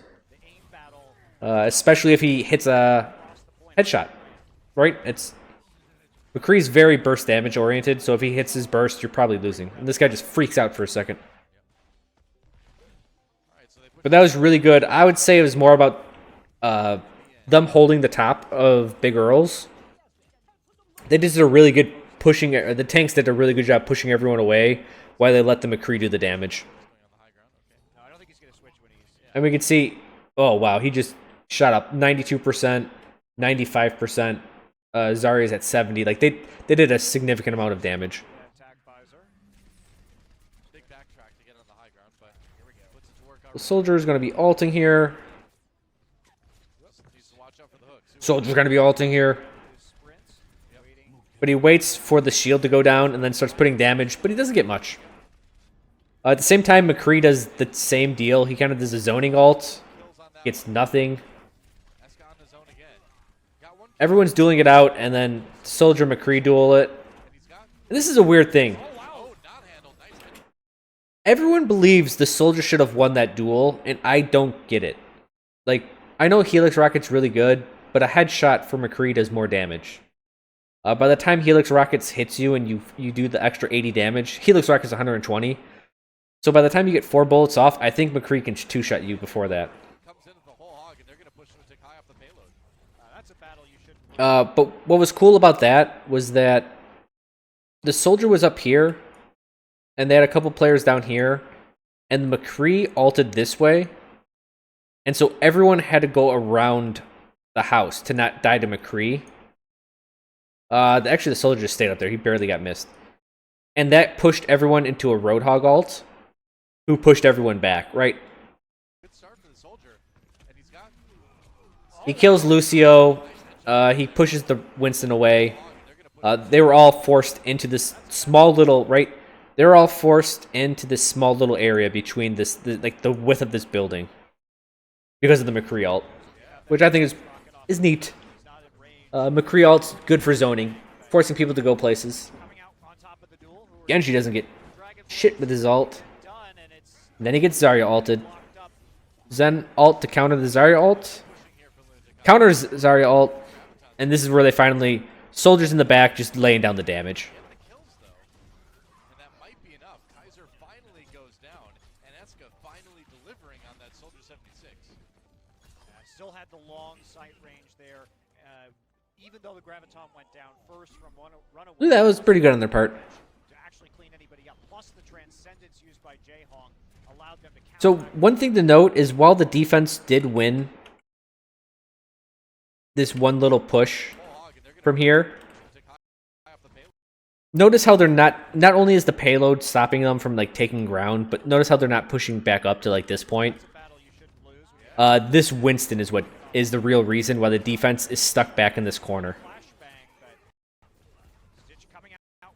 So the defense is stuck back there. Winston's still applying pressure. Genji can't take advantage of that, but they're all grouped up. Look how grouped up they are. I mean, I can see 1, 2, 3, 4. I think Zarya just jumped there. 5. And as they all come to take advantage of the Zarya ult, they in turn get Zarya ulted. So it's just kind of ebb and flow between what forces people to group up and what forces people to dissipate. The Winston forced people to group up so they could save each other. They Zarya ulted, so while it forced the enemy to group up, they grouped up as well because they wanted to put damage on the Zarya ult, which in turn makes a team... a team is very, very vulnerable to a counter Zarya ult after their Zarya has ulted themselves, just because you're grouped up already trying to deal the deeps. Just something to look out for. And LunaticHai with a decent amount of time to push through to point C, but they need to do this. They need to do this stage kind of. So this is a cool strat to run against dive comps. Well, if the Winston hit his shit, that was kind of funny. He missed. I'm liking Runaway's chances. So the Winston goes up. Although I may have just cast or cursed them, so if I did, so As the Winston is up, the Winston jumped up here and then started flanking. Now, they're down a guy, essentially. So what does Runaway do? Well, if you want to flank, go ahead. That takes time. They go in with everyone. I have to call like I see. Well, not the McCre. But the McCre does damn good work there. So Reinhardt ulted on the point. He gets 2 kills. No changes so far. Flashback into this The Winston took a lot of damage. He's almost dead. Zarya dies right now. Expected. Genji, like, he lives, but who gives a fuck? Like, he can't push the cart by himself. watching Stitch there, but he wasn't doing a whole lot. Meanwhile, the Runaway front line convincingly dealing most of that damage. Mirror on Reinhardt. So they stabilize again. Face. At this point, I think that's From here on forward, you definitely do want the Reinhardt. There's such like this. So what the McCre did in the last point, we're going to see the soldier do on this point now. No mobility for that hero. So then for sure. Yeah, almost certainly you need it. So the soldier flanks. long flank. More importantly, he flanks with ultimate. Visor. Jaehong does not have mana boost. Alright, attack buys for time. So Tech Visor, it does force everyone to look towards him to get behind cover or to actually push into the enemy team more because of there's no cover, right? Again, the shield gets turned. And So while this pushed everyone in, this Genji, what the fuck's his name? Yeah, this Weeb. The Weeb ults. hiding behind the pillar, who picks up the first kill onto Stitch. Gets rid of the DPS, and again in the 3-2-1 composition, if you ever lose your DPS, it takes a lot out of your team. Esco with 2 though. On the So while this whole thing's going on, this soldier's still flanking. where else would he So it was really cool. This soldier forced everyone, kind of forced everyone. He forces everyone to kind of go this way more because they don't want to sit out in the open. The Genji ults, and he takes advantage of everyone being the forced away. While everyone runs away from that, soldier is still doing damage here. It's just kind of a very Yep. mean pincer maneuver. They win the team fight. They get the payload moving. Great split spawn too. That should put. But once DPS is gone from the team, they lose significant range. back getting the Because tanks, also this is a really good stun grenade right there. Tanks are really strong at short range. But DPS classes are good at long range. Except for Reaper, but Reaper, he's a special baby. Yeah, so when they lose the McCre or their soldier, they lose the ability to engage at mid-range. and Stitch. Oh, So that's a good pick. flashbang. What? It looked That was a really nice flashbang. I thought the flashbang was just coming in for The problem is that the same thing that the LunaticHai did, Runaway did, right? They dove with the Reinhardt, but the team's still up here. worked out though. So now everyone jumps down. Ulting McCre. Lucio gets bubbled. They're going this way. They're trying to put pressure this way. And this final guy is trying to go this way. Changes everything. Problem is, McCre gets slept. He gets charged. The two people that were trying to go down middle, the Lucio Zarya, or the... Oh, it only grabbed the Lucio. So Lucio gets killed. The Zarya ult's here. Oh, no, she didn't. Never mind. They just dropped a hammer. Clean up the rest. But that depth that we saw, the pick that Stitch got. So yeah, once they got the numbers advantage, it... Not only did they get the numbers advantage, but again, they killed the McCre first. Well, they killed the Reinhardt first, right here. And then the McCre gets... Because everyone else gets pulled in. Both Zarya ults... Here's where the Zarya ult hits. Runaway uses Zarya ult here. They use Zarya ult here. The problem is the McCree's going to die here, the Lucio's tied up here, and the Reinhardt's already dead. So at best, without a McCre, without a Lucio, without a Reinhardt, you have the Zarya and the Hog to deal the damage. Well, and the Ana. Okay. But all of their other resources are free. There's no one to follow up on the Zarya ult. You can see the soldier's sitting right in it. Soldier and Lucio, no big deal. They just live through it. So here comes Zarya. She flanked around, but she's at 0 health. Soldier just picks her off. That hammer really wasn't needed, but whatever. They just wanted the point. But that depth that we saw, the pick that Stitch got, forced them to use both Graviton and Shatter to even push through to point B quickly. And that's the big difference there. Sometimes getting picked off can have huge effects on these team fights and how the ult economy can function through another phase. So LunaticHai, instead of... Overall, that felt like another stagger. Like a very fancy stagger onto that point.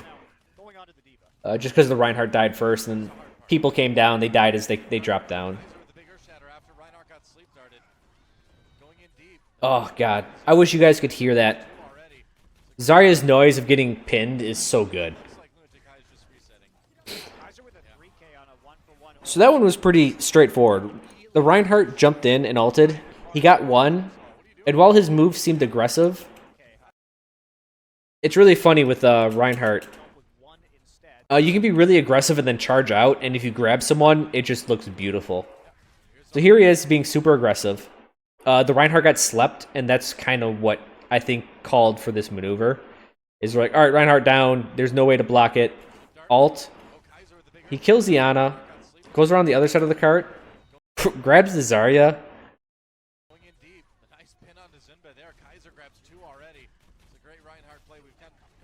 From here, it's essentially a rout. They have to escape. The Diva here, I'm pretty sure she just does this to get a mech suit. One way or another. Either she dies and get a mech suit, or she hits people and gets a mech suit. Well, he's going to respawn at least with his mech. That's the thing, is he wants a mech. Makes sense. It makes sense. It makes sense. So sorry. So sorry. Here we go. They very aggressive for the front line. Ana boosts Reinhardt. And if we can see the Reinhardt, again, this is the pocket that I talk about. It's hard to see.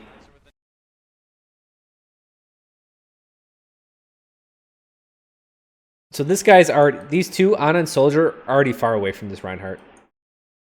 There's a Reinhardt on point, but everyone else is outside of the pocket. So look at Kaiser's. He can attack this Reinhardt, and that's it. And look at this point. Look how deep he. Well, if he didn't get boosted back, look how out of position he would have felt. Right? If there was a Reinhardt right here, they would have had members here, here, here, and here, and here. Right? So they essentially wasted the Ana ult with the pocket. That was a very good sleep dart. He does get one in the back, but they get him.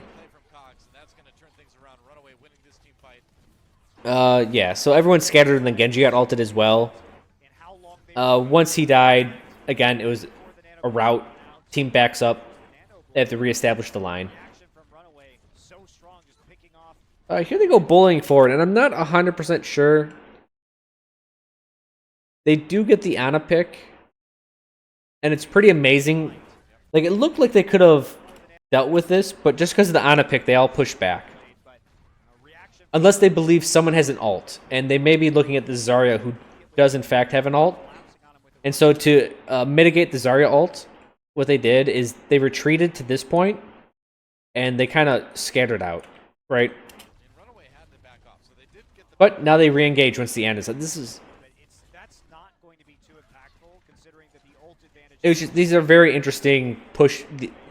The flow back and forth between the teams. Like, I'm not 100% sure on what is. I wish I could be in comms, and I wish I could be listening to them. Because I really want to know why. I'm assuming Lunatic backed up because of the loss of Ana. But then they repushed before Ana got respawned. And Runaway backed up, or I should say Runaway backed up because of the loss of Ana, right? Am I reading this backwards? Hold on. So yeah, so they all back up here, and look how far they spread across. Okay, that's why. All right, I read it backwards. Yeah, Lunatic lost their Ana. And this is the amazing part about losing one hero, is that they have to get forced back to this corner. Right? Runaway reclaims all this territory. And then the sneaky shit happens. Fucking sneaky Zaryas. They're the worst.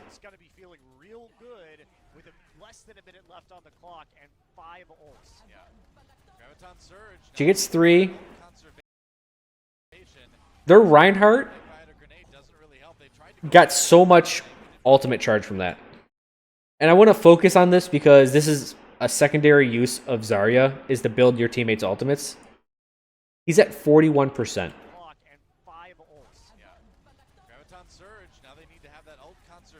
He's now at 84%. All right, he's at 95%. Not 100%. They use the Diva ult, try to get more kills. Teams put in a route.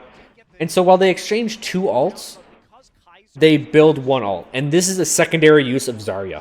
I think it's underappreciated, it's underused. But the buy time for your team with a Zarya ult to build for everyone to get their ultimates up is very strong. And I've been seeing the pro teams use it more and more and more.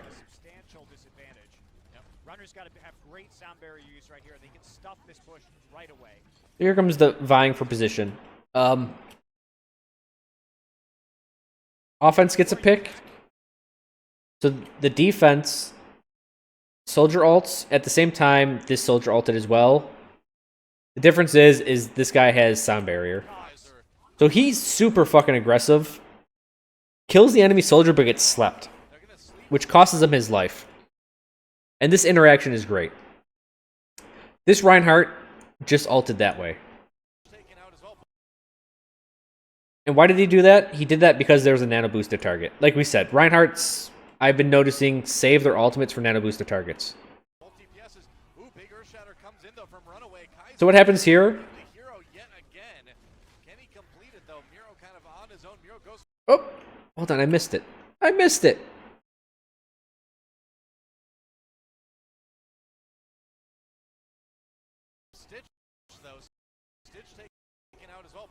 So what you can't see is the Reinhardts both ulted at the same time. That's what I forgot to do. And that's why this Diva's on the ground, and this is why this Reinhardt's on the ground. And the only person standing is this Reinhardt that charges the Genji. So that Ana ult was mitigated, mostly. But he charges in, try to get the Reinhardt. Reinhardt dodges, but leaves his Zarya to die. Because she got charged instead.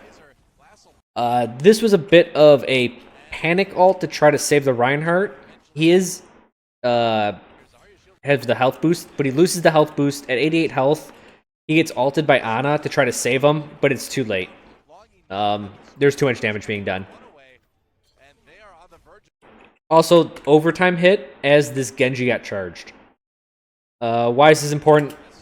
The increased spawn time. So I always say kills are worth double now. But now the Genji's gone for 2 extra seconds. And it's 1v1.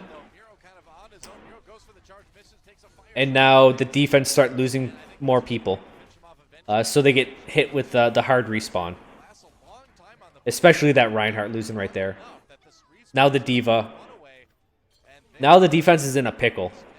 They lost a lot of people with the ultimate, or not the ultimate, with the defensive penalty in overtime. And now it comes down to getting everyone together for one last, like, hurrah. So Genji dives, Zarya's shield happens, and everyone else scatters. Barely gets the Genji, but they get the Genji in return. But more importantly is that it forced, I believe it was 3. It was the Zarya, the Lucio, the Ana, and I forgot if another guy went back there. We're all stuck in this little box. Right, that bought LunaticHai probably this much space. And now they have to reform their defense. Lunatic Lucio ults, and with the Tracer, with their mobile classes, she just keeps this Reinhardt busy the entire time. Look, the Reinhardt just stuck back there. Good defensive ult right there, or defensive block by the Reinhardt. And now it's getting to the point where they're getting a numbers advantage. And when numbers advantages happen in overtime, all that happens is you put the tanks on the cart, put your damage elsewhere. Ultimate on the cart, keeps the Reinhardt busy while he's nano boosted. Yeah, at this point it's more of a... It's too late at this point.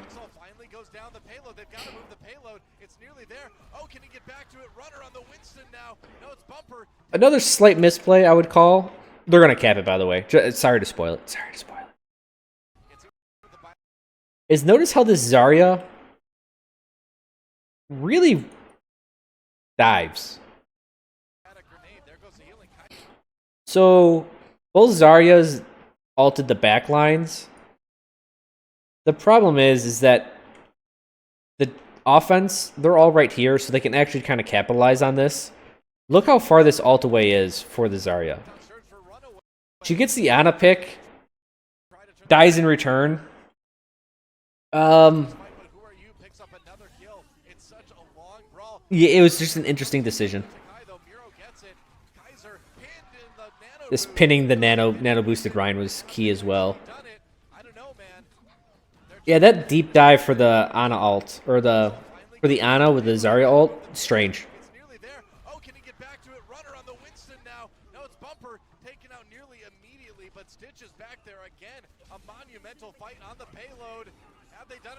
Oh, that was a blind earth shatter. He tried.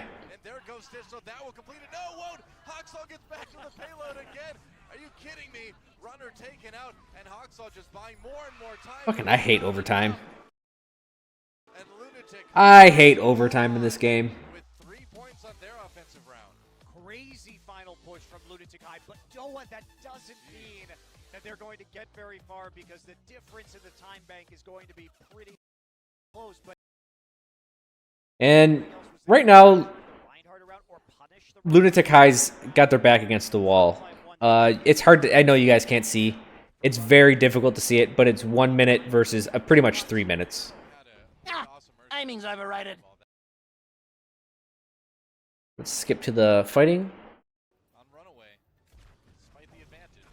Soldier, he got 17%, so he hit a couple people with that. Scouting Hanzo ult. they weren't going to see anybody waiting for a pick in the upper tunnel. So beautiful hook by the Roadhog. He got the Diva, and the Ana slept the Diva before the bubble came out.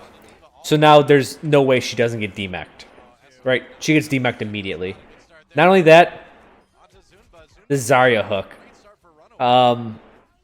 When someone has 1 minute to push as far as they can and you demech and kill the Zarya, this kills it.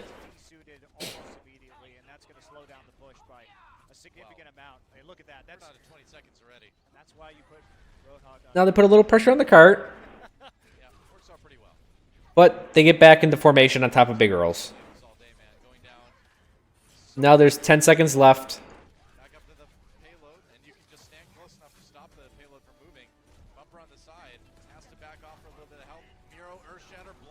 he's essentially forced, because there's so little time.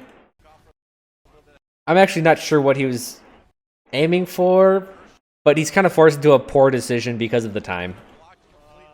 Reinhardt ult gets blocked completely. They nano boost Reinhardt, who gets ult. Things are not looking good for LunaticHai. Not at all. Kills come in. Kaiser with another Earth Shatter already. Why not? It's just way too difficult for the defense, or for the offense at this point. He already nano boost. Now onto Kaiser. Kaiser with a kill onto Miro. Things are not looking good. So you'll see, look at the formation on the defensive parts. Their damage dealers are back here, or their damage dealer. Aiming's overrated. Tanks are all forward. This is really strong. And the Reinhardt's punching the hole in here. And while he's punching the hole, these guys can kill everyone that's trying to run away.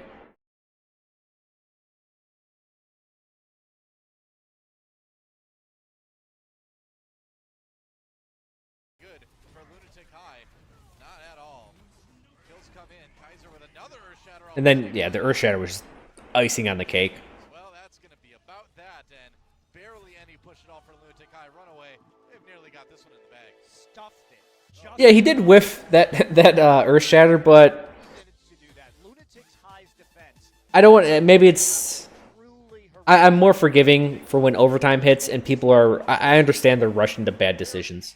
This was their At the same time, when someone makes a good decision during overtime, I like to point it out. on the verge of winning both Like it's very important to keep your cool during that would be those times. this is a Herculean effort. So they got 3 minutes to push it that far, I'll accept it. I'll accept it. and they're running a dive comp, which it's fine. Like Runaway is extremely good at a dive comp. They should do what they're best at. I was not including himself. So. Oh, okay. He can save himself. And I think they're a little cocky here because you're going to see a little. Like, look how deep this Tracer is. Stitch already on the Tracer. Stitch very low.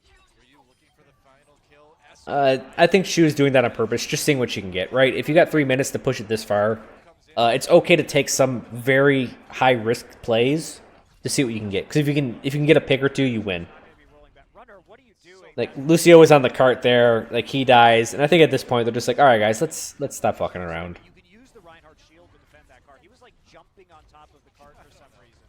I don't know. I mean, we know he's not the greatest. So, they switched to Roadhog. He's good enough. He's I get And now, with the Roadhog, they moved to dive comp and they add in a Roadhog. Now, like, their chance at getting picks is just huge. He makes one hook, misses one hook, but this is old patch, so it's 6 seconds. And now with everyone on the ground, so everyone's forced on the ground because how close the point is, right? It's right there. So everyone's off the ground. And remember what I said the first time they defended this was that since no one's up here, it opens up this right flank. So this right flank's wide open because everyone's on the ground. Who gets Zarya, who may... I don't know how she lived that. That was quite magical. I can't believe he lived through that, actually. That was crazy. Miro, Reinhardt ults. This is a great. I love this one. They get an early nano boost and they ult Reinhardt. The Reinhardt counters with this charge of his own, but because he hits this lip right here, this little thing, it pushes him high enough to him to slam him into the top of the big Earl sign, or the big Earl building. Which is great because now instead of being back here out of position, he's right here. nano boosted away from the fight. And now J-Home And then as this pushes down center, Roadhog gets a kill on Zarya, Tracer gets a kill on Ana. So the cool thing is, like, we talk about the pocket. So Reinhardt came in this way, and they had a guy back here, Ano's back here, and everyone's back here. But the bad part about making a pocket is now you're open to dives because you're separated. So Roadhog hooked here, Tracer was back here, killed this Ana. this is it. This is Runaway. Right, because you separate to accept the dive. Getting ever closer. What happens is now your individual parts, and your individual parts can get dove on. It's going to be it. Runaway cruising to a win here on Route 16. And they take it. We are going to map 5. I am very excited, Doa. Runaway. And this, what's coming up next, like, these guys are like, all right, we tied it up. And now it's 2-2. And it's on Nimbadi. To reevaluate. Now we have seen who are you on far. And I will straight up say this is... He doesn't know if he wants to run Torb or not. Oh, I'm going to think. Who thinks like that? No one fucking thinks like that. He was just making a show. These fucking kids just being drama queens. I will say this right now. Before this match even happens. This is probably the biggest tactical destroying of a team I have ever seen in my life. Sorry to spoil it, but what Runaway does here is so fucking beautiful, and it's like a good mix of skill and tactics. It's what happens is wonderful. This is insane what they do. He's gonna do it. So we haven't seen Runner play anything but Lucio. Where is Torbjorn being all that lava? Oh no, the pixels. He's got a lava generator though. Don't ask questions. This is not where we normally see the turret. So why I like this Torb spot is Turret for Farah to kill. Because it a lot of teams run dive comps now, a little bit more of a and line of sight. If you fly while they have a dive comp, LunaticHai, they have this Pharah. So it's like, oh, well, Pharah could go around the long way and shoot it, right? Well, no one does that. I think it's very common that the tactics these days are going over this way. Actually in a pretty good place, so So they use D.Va to keep the turret alive, my counter. well, there's also a Diva stand. and they come up main path, and they're greeted with this turret and soldier at the far ground. He feels the turret. Pharah is just instantly destroyed. Diva got the turret. They get the turret, but LunaticHai, what's weird about their team? Well, it's not weird. They're running Hog, Soldier, Torb, Ana, and then they're running this mix of semi-dive comp of D.Va and Winston. So this first push, they kind of get outed because they didn't think Torb was going to be on the high ground. Couple turrets taken out. They killed the Ana, Close to the kill feed for but the Torb on the high ground with the Soldier behind him really deterred the dive comp. he hasn't really impressed us on And then as they came in pieces, the dive comp dives the dive comp, right? They select targets, and they kill them through that way. So now the Pharah is changed for a soldier, and the armor starts building up. well into the soldier. Yep, Runner repositioning his turret now. And now people have armor, so as hard as the fight was, So here's where we're going to see Runaway's answer to this. So they keep pushing up through this choke point. push for LunaticHai, now it's going to be even trickier. Now the Roadhog does get his ass kicked. He was a little bit too greedy. But as this happens, D.Va comes up and starts damaging him, and so does Winston. Response on D.Va and Winston with a constant Torb turret on top. hallway, really hard to dislodge the Torb, and that's the end of this push. This nets a kill. Play from Kaiser. The initial pick strong, and they tried to force their way. So he's just shooting down that hallway, everything. and he kind of gets his clock clean because of it. Runner. But again, as they push out, this Winston jumps in, Rocks him with the right, and then a D.Va jumps in. and they keep him from pushing forward, though. D.Va's still up there. It's a great opportunity to get As you can see, Winston's on the low ground just waiting. The D.Va comes in, messes up the formation with a dive, and then the Winston dives on top of that. taken out early. While this entire thing is happening, you gotta remember that a Torb turret and a soldier are dealing damage. Both sides, yet again, the turret taken out. Also, Winston was nano boosted this time. For Miro, they're going to pop the prime. So, Reinhardt falls to the low ground, and the Winston just dove up, right? The Winston dove up, and where's everyone else at? They're all on the high ground. This guy fell onto a point that's naked. There's nothing for this Reinhardt to do. There's nothing. They're on the point. So he's just in the fucking Thunderbolt, or the Thunderdome right now. No, wow. Genji gets picked. Taken out. Winston comes down to give him a friend, because Reinhardt looked lonely, and he just starts smacking him around. Yeah, they didn't get a single On swing with it. Miro, basically And now it's a high ground, Ana versus Soldier. Ana gets the best of it. Reinhardt ult almost capitalizes in it, but gets slept. Sleep dart. The sleep Super clutch. And then Winston hits the high ground again. big time. And Runaway able to save the point. Now the dive cup comes out. They kill up the disconnected parts. So close. Clutch sleep dart onto Miro from Cox. guess what? Molten Core is now available. And now they're set up again. Tried a couple pushes now. They're not going to be switching up Anubis, Torb, I think he just puts this up just to get a turret somewhere. which is important when you need to ignore the turret. And man, is it hard to get rid of a molten core turret in that spot. So they come up here again. And what happens? Roadhog. Oh, god damn it. God damn it! I pressed the button wrong.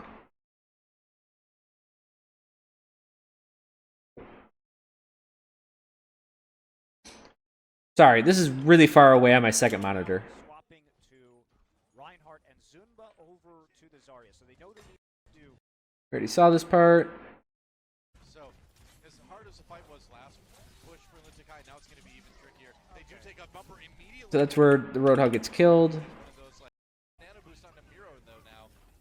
We can watch this part again because it's good. Because they just avoid the problem that's the Reinhardt ulting in the middle. Anubis completely wasted there Yeah, they didn't get a single on swing the with it. Miro. And basically just bunny hop. We can watch the amazing sleep dart again.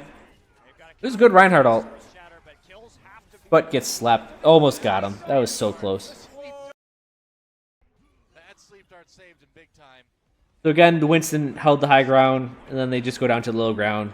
Anna's by herself. They kill her. So close. Clutch sleep dart on the Miro from Cox. Guess what? Molten Core is now available. LunaticHai.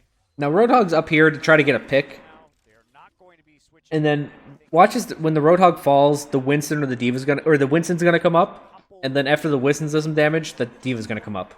Need to ignore the turret. And this is the flow that they're doing with these three classes. And it's fucking great. Like, see, Roadhog tries to get hook and then runs away. Another high ground push. As soon as that happens, it doesn't work. Winston drops down a shield and starts hitting people. As soon as that happens, Diva comes in. On the Diva, of course. Starts smacking people around, right? Jumping on the point, they're taking so much damage already. And now they're stuck in a long-range battle, and they're all, like, beaten, right? Diva comes in to do this stuff again. Roadhog gets a hook, and he starts pushing people away. They all ult. Stitch pops the tack visor. Can use a lot of They have to disengage again. Oh, save the molten core, they're going to save the primal rage. get wrecked, kid. Runaway, actually in a great position to full hold this. I mean, if they full hold this against LunaticHai, it is going to be a huge upset on a map that LunaticHai selected. Yeah, we got to reevaluate the whole Korean scene at this point. They only have the Molten Core. And now they're going to do their final push. They have Nano Blade. They do Genji ult, Ana ult, Zarya ult. Against, oh, the dreaded Torb ult. Can they hit a sleep dart? Can they get this Genji? So they push up all four up here. And then Genji flanks around and ults. And gets fucking hooked. Not only does he get hooked, but you think a Roadhog shot probably won't kill him. He gets wrecked by the Torb shot. So the same thing happens. They come out. Winston jumps up. Now Winston is probably going to start taking damage. So Winston needs to jump down. When Winston jumps down, the Diva will come up in defensive matrix. He kills him. He kills out who are you immediately. Immediately kills him. Not So the defensive matrix helps Winston when he retreats, so he doesn't take much damage. When he hits the ground, Winston hits the ground, he's going to get healed by the Ana, and then the Diva's going to go up. Right? Diva goes up, defensive matrix, so the Winston go down. Then the Diva takes damage, so the Diva goes down, gets healed by the Ana. In that time, the Winston goes back up. This is the strategy that they're using. Zumba's so low already. Every single time, that high ground is pressured so hard. Graviton surge. Also, look at the Torb ult. Oh, good job, Torb ult. So the Zarya ult forces everyone on point, Coming in for bumper. and that's just great. Like, Fighting for dear they're running majority tanks. light as he gets That's fine. They clean them up. J-Hong hooked, taken out, and OG taking away. And it looks like Genji tries to ult coming in, but he just gets mopped up. Struck celebratory fire. They get first point held. And this guy goes nuts. He's like, yeah, you, me, woo! Wow. Fucking nut. That That guy's fucking nuts. such a huge kill onto So, I just want to talk about this strategy that constantly happens. This is what they did the entire point, and I don't think LunaticHai caught on to it. This is what would happen. Roadhog would attempt a pick, and then just run away immediately. That's stage 1. Stage 2 was as they come out, Winston jumps up. He does 50 damage from the leap, and he gets 4 or 5 people with his Tesla coil.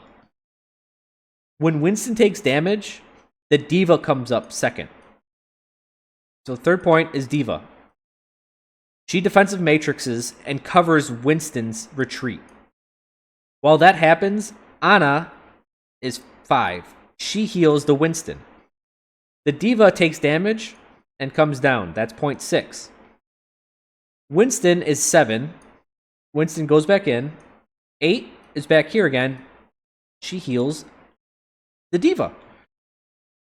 So it's this constant rotation of tanks dealing a little bit of damage over time constantly that hold LunaticHai on the high ground every time.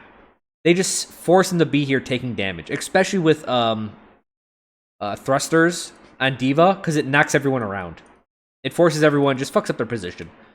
And while this all is going on, they have to deal with Torb turret, Ana shots, soldier shots, Roadhog hook.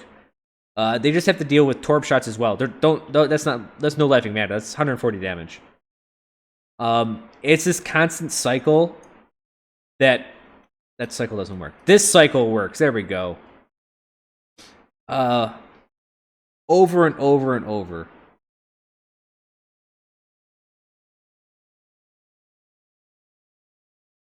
But Chro isn't dealing trash damage like that bad. First of all, dealing damage is not bad. That is a it's something low-level players made up and high-level players talk about to seem smart. There's no such thing as trash damage. You're talking to a fucking Junkrat. You're talking to a Junkrat about trash damage? Like, there is no such thing as trash damage.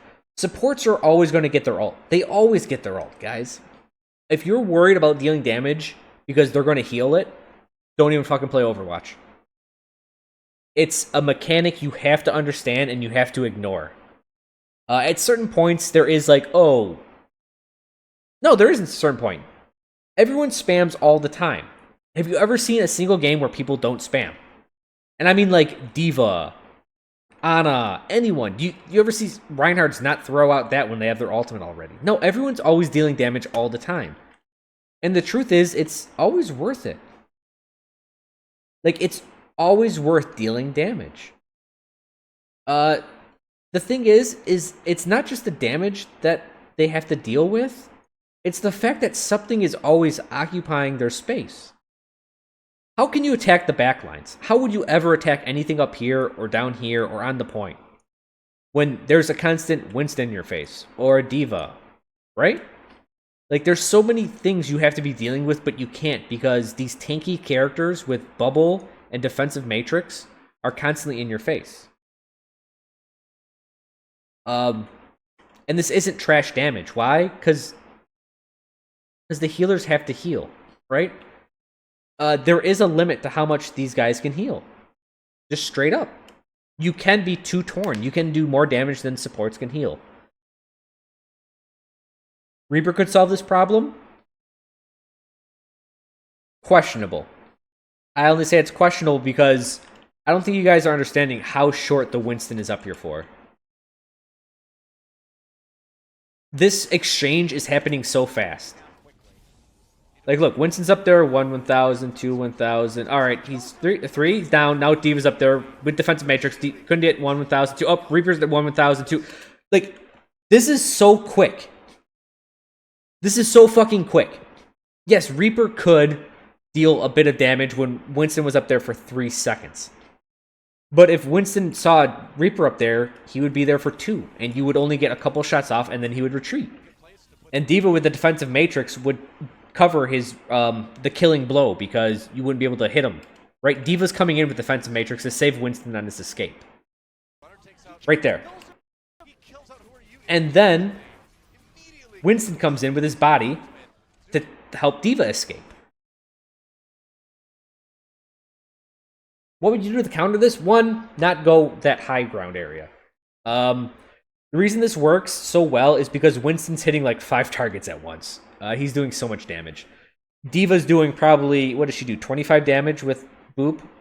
I mean, she's probably doing 125 damage from Boops alone, right? She's doing amount, like, it seems like trash damage, but it starts adding up. Winston, when he lands, deals 50 damage, and then he starts doing 60 damage a second to everyone. These things take its toll, and it occupies your time. Look, as you said, oh, what about trash damage? He's coming in without 200 health. She's coming in without 200 health. She's down 25 health. So huge. Right? Like, it just because it's trash damage doesn't mean it's not doing work. Right? There, up, she dies. Why? Because she can't survive one hook at half health.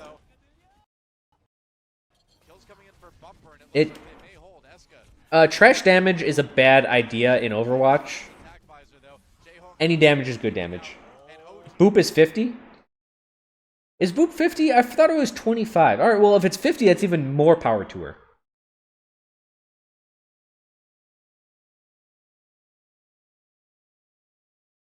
Even Boop is 25, thank you. It's not that strong. And it looks like it's going to be a full hold for Runaway here. But it's 2 heroes. This is the other kicker. It's 2 heroes versus 6 up here, and they're dealing with it. You're forgetting about the other 4 that are dealing damage the entire time from all angles. You have no time to deal with all the angles when this pressure is in your face. The choice is one split push, this way and this way. Then they can't do that. I think their first push was actually correct. The fair above. Fair is really good at Nabani. You do above and below here. Then they wouldn't be able to do that.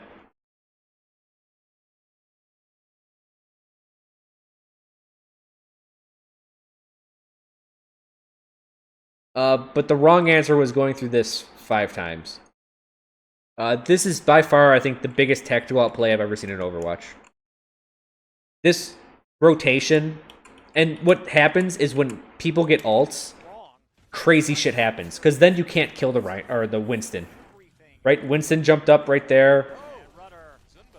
Right? He's a little bit greedier this time, and he can ult.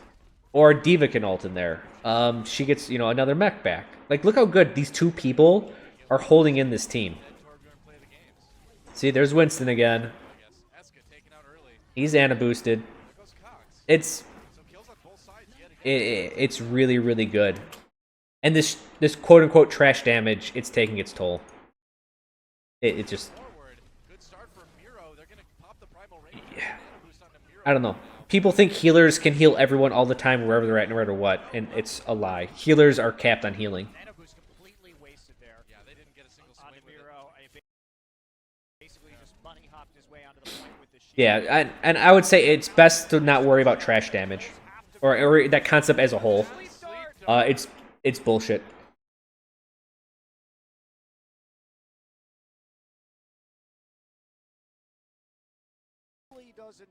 So here we see versus what Runaway is actually going to be Runaway's attack.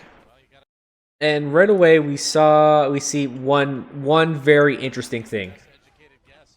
Defense is running a Mei. I would say this is Mei's weakest map. Why? The flanks aren't that important. So the one flank that Mei can cover well is this upper one. Right? She can wall it off really easily. But for the rest of the Nambani, the main path is too wide. The flanks, she could probably cover it off. But usually with a flank, you have people that can go vertical. And look at this. Vertical mobility, vertical mobility, vertical mobility, I mean, Mei has a hard time on this map just because of how high the ceilings are, and wide main paths with tall ceilings means Mei's a little bit rough on this point.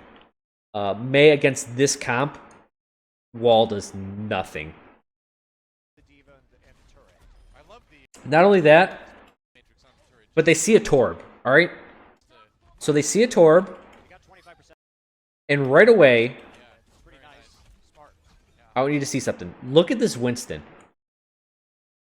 Winston was there for at least 5 seconds, right? He's just chilling here, and they're looking. This is so smart. Why? They know they have a Torb, so they're running one support. What they're looking for is the Ana. And watch this. Ana's shot is seen by Winston. As soon as this happens, they call it. Dive Ana. There's the Winston. There's the Diva. She runs down. Genji's on her. They get the one support.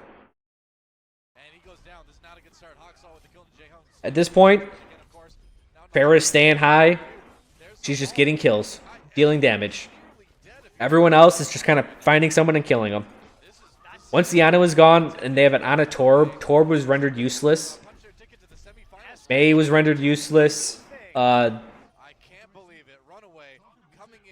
They called their shit out. Watch this. Oh, yeah. Oh, no, you fucked up. What'd you do? You fucked it up. Oh, my God. You know how much you took a nail in the face. Look, just start celebrating. Stop. It's a fucking vent. Just. Yeah, hold hands. I just want to watch that again. Can we watch that again? Oh, that's a good freeze frame. Pull up your pants. Oh no. Oh. Oh. Oh, look at his face of panic. Oh. I don't have to pay for this, do I? He's so excited. He is breaking the booth. Come on. Don't even destroy things out of his runners, calm down now. Look at this. This is what I like the best. This hand holding. Yay. Oh, fucking Korean teenagers are adorable, aren't they?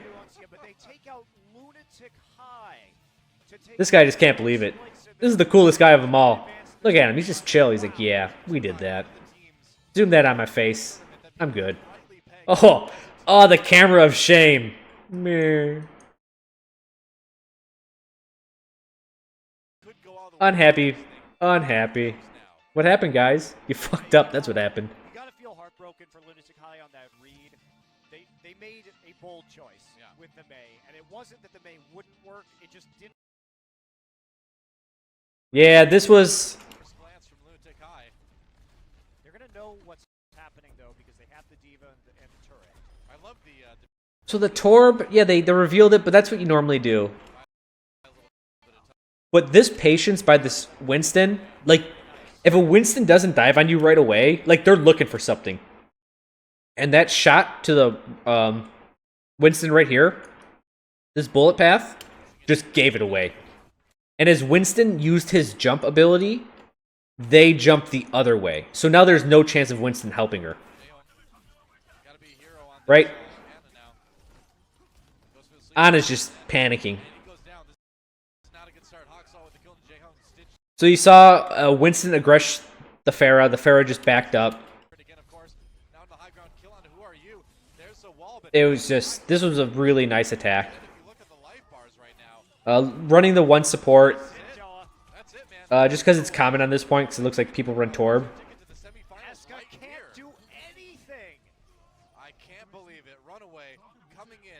Man.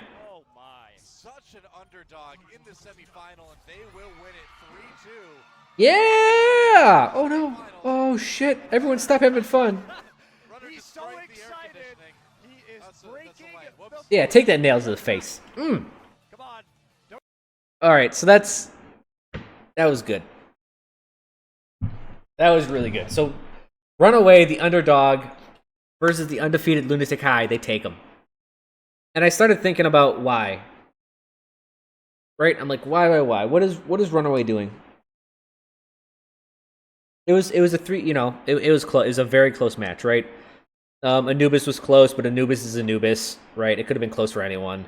They clearly outplayed him on Nambani. Route 66, they did a lot better than I'm on. They did get their ass kicked on King of the Hill, but not that bad. And I started looking at plays. And so this is only one series, and this is kind of like my final interpretation of Runaway.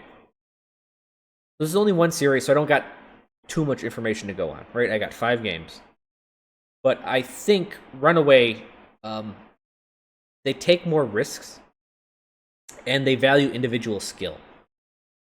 Now, this fits the dive nature in a very subtle way, right? The dive happens because with a dive, let me get a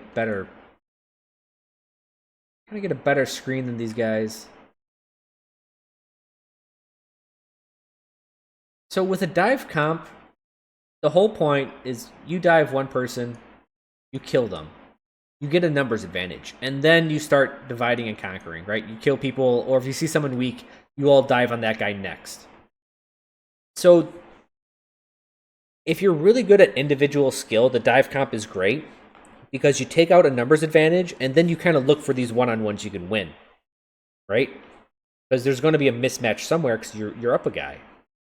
Dive nature is also slightly risky, as we saw why Lunatic won and Runaway lost. Well, I don't want to say the one reason why Runaway lost the King of the Hill was that they dove with 3, and there's only one person over here, and they dove with 5, and then the rest of the team was over here. So you can dive big and miss big, which is, it's. I think the dive comp in general is risky. But this is what they like to do. They're quite liberal with their ults. Again, that's coincides with their risky nature. And they seem to be scrappy, right? They're a very scrappy team. Again, they're a scrappy team, but they're scrappy together. So there's really, all of this points to the dive comp and individual skill. I think more than anything, they look for a numbers advantage and then supporting it with scrappiness and then liberal ults. So I was like, well, if I think this, where do I see it?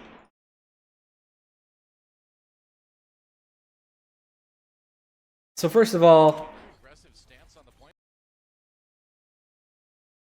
While they wait for it to begin. this first push on Oasis. Damage you can, and now They do this all the time where they just run at people. doing some decent damage, but gets the kill on this Stitch. Right? If you look at the positioning of this, there's 4 people over here. There's a Reinhardt in the middle, and then there's a Zarya, way over here. If we look at this from a top-down view, if this is the point, they got 4 people here. These guys are staggered around here, and then you got a guy here and a guy here. This is insanely risky. And they bit on this miss dive. Or you see how the dive missed, and they just bit on it. And look how overextended she is. Right? That seems a bit risky. Also, how they attack this point. Right here, right? We saw this. What do? He just charges. He tries to get someone and charges. Sees what they can get. They got a numbers advantage, and now it gets very scrappy, right? He's like, I don't give a fuck. I'll take out this one guy. I'll let my team deal with that. We got a numbers advantage. We see it again.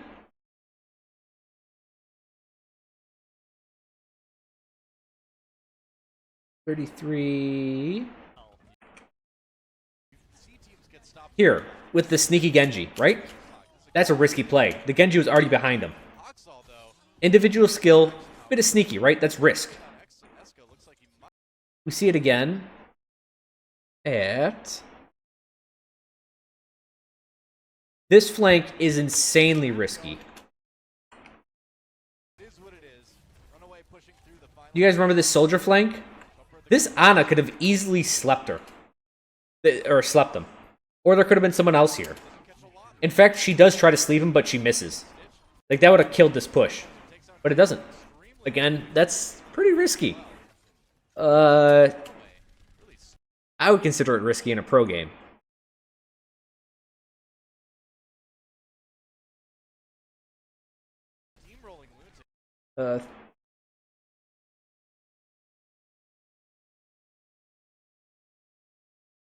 At 35? What do we see here? Oh, this is what essentially gets him 0.2. Come on, YouTube. Come on, YouTube, you can do it. This point where they push Soldier off the high ground, and Soldier, what does he do? He fucking ults. He turns and ults on the two of them. Like, do you know the... To even think that they'd be following you. To even think you could heal through this. And to think you could get 3 people out of this? Like, that's nuts. I would have never thought that. Like, just even taking that risk, it's something. We looked at that one.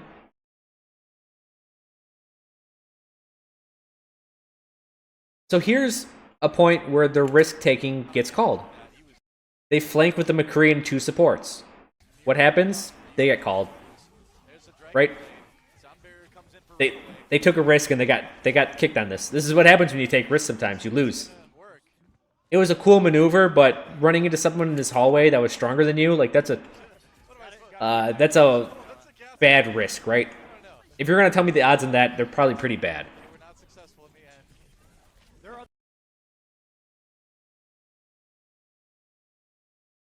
Another one, when this is all going on, and that Zarya flanked around that no one saw, that's to ignore everyone and to dive deeper when your team is dying in hopes that you're getting something else. Like, either to have that much faith in your team or just try that something that crazy. This Zarya ult, look, all this shit's going on. This Zarya's back here. She kills a Lucio. And then ults. And this is what saves the point.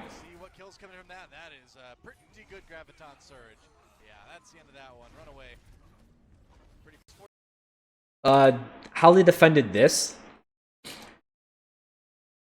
So this last point defense, when everyone came in, and what happens? The Reinhardt goes, oh, everyone's coming in.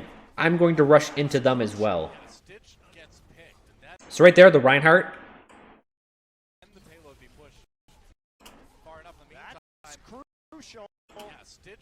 Right here, there's the Reinhardt. And he goes in, and then he ults too. He just turns in and ults. And that actually saves him the point.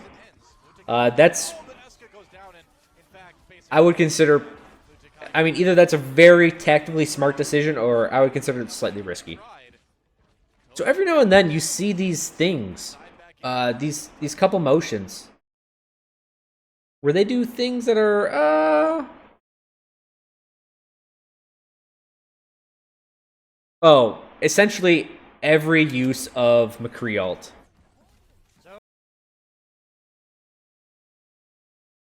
Oh, also, remember when I said they're really over-aggressive?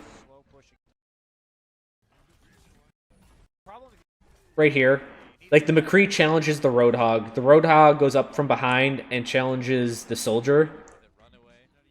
And then after they get these 2 picks... the McCre essentially dives 2 tanks and a support.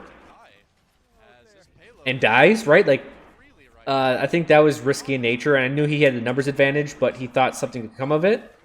At the same time, it's funny because the Roadhog slept. Like, the McCre did something crazy and risky, and what do you know? The Roadhog was doing something crazy and risky. And look, the fucking Reinhardt charges the end. He's like, don't worry, guys, I'm being dumb too. And they just all be risky together so it works. And essentially every iteration of the McCre ult. I don't even have to go over it. They Ana McCre boost like 3 times and it never gets anything, any of them. That was actually really badly played by... I think the last one I made was 35-40. This sneaky Zarya play. Again,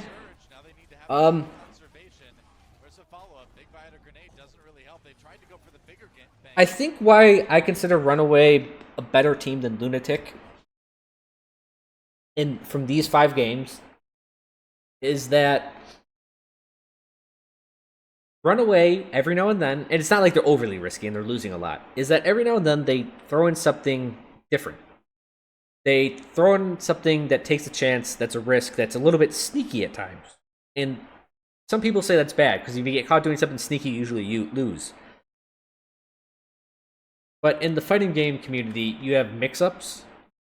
In Brood War or other real-time strategy games, you have to do different things at different times. Like sometimes you do a rush, and you do a rush just because you can't be predictable. You have to show the enemy that you're willing to do multiple things, and they can't predict you easily. The same needs to happen in first-person shooters, and I believe Runaway has done this. They're adding in these little hints of risk every now and then, and sometimes it's big with like that Zarya ult. Like they'll do sneaky Zarya stuff, and sometimes it's little, like with that little Genji flank on the castle to kill the soldier to ruin the high ground. Just because they're willing to do these little risky things, I consider them a superior team, even if they lose more. In the end, they'll refine this risk, and they'll be very good at it. We didn't get any kills from it. Runaway, though. Photon cannon rush from StarCraft 2, this shit works, though. And every now and then, you just have to threaten someone with, like, listen, maybe I'll do it. And the same applies to fighting games, same applies to first... It just applies in general. You need to be less predictable. And Runaway 5 does this. They do it well. They add just a dash of risk, and I think it's going to get them very far.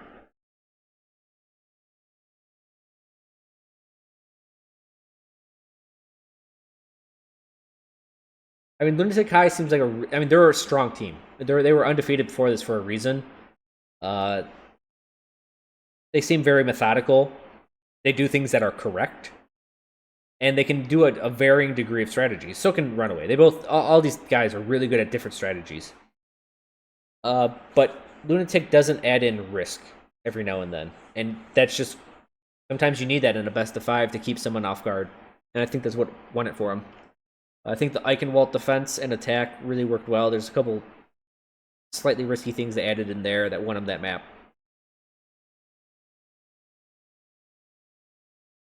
Did I call him Runaway 5 again? Fucking A, that's from Earthbound.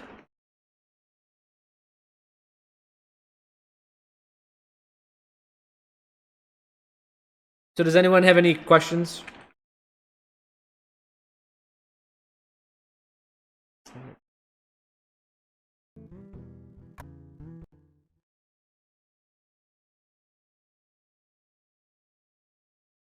Oh man, this was such a good clip back in the day. Oh man. No one expected this from an SNES game. While you guys are asking questions, this is going to be playing in the background.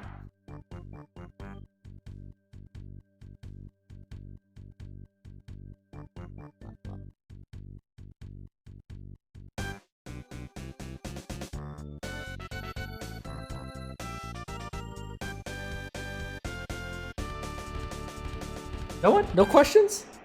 Is everyone just memorized by the old pixel games? Oh man, Earthbound was so good.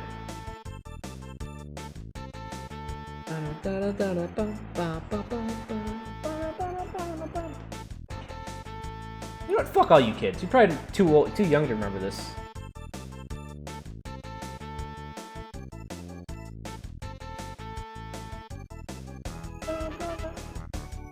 This is the Runaway 5 from Earthbound.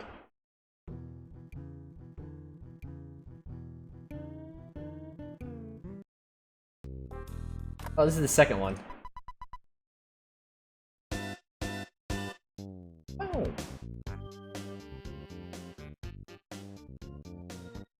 What is the best time for Genji to dive and not get dead immediately? Now, do you mean dive with Ana ult or his ult, or do you just mean diving in general? You're 20. Yeah, you're young. Earthbound's one of the greatest RPGs ever. It's a very silly and weird game, but it works. Gygas gave your friend nightmares, man.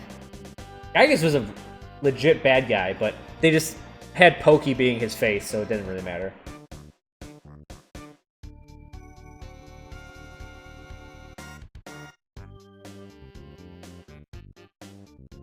Dive in general with ult?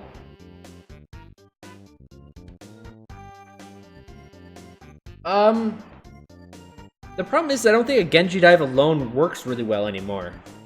Anas are really good at defending themselves. Lucios are good at disengaging. Teams are good about protecting their supports. I don't think a single Genji dive does much against a really good team. Timing's overrated. So I think you need someone else to help you to add in a little bit more damage. A dive comp doesn't really work with 1 or 2 people. You usually need 3.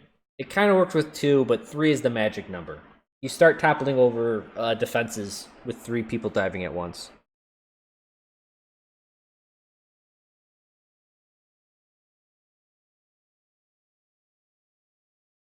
Will I leave LunaticHai versus Kangdu and Siad for next week? I'll see. Yeah, what's the next game people want me to look at?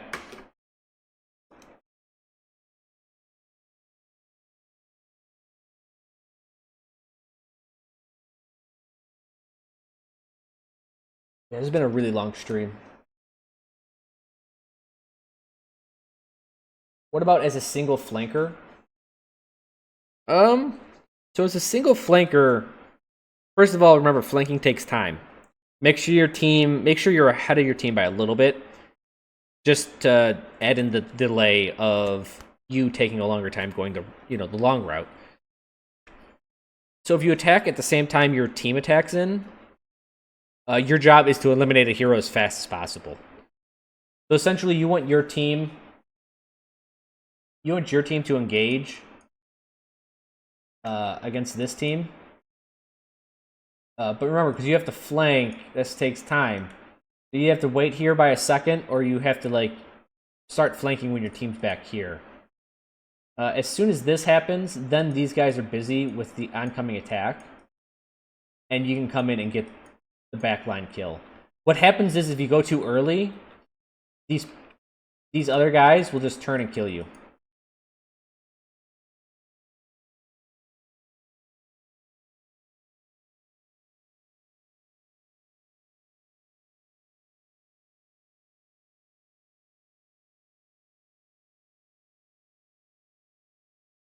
The questions to be Overwatch related? Yeah, they are.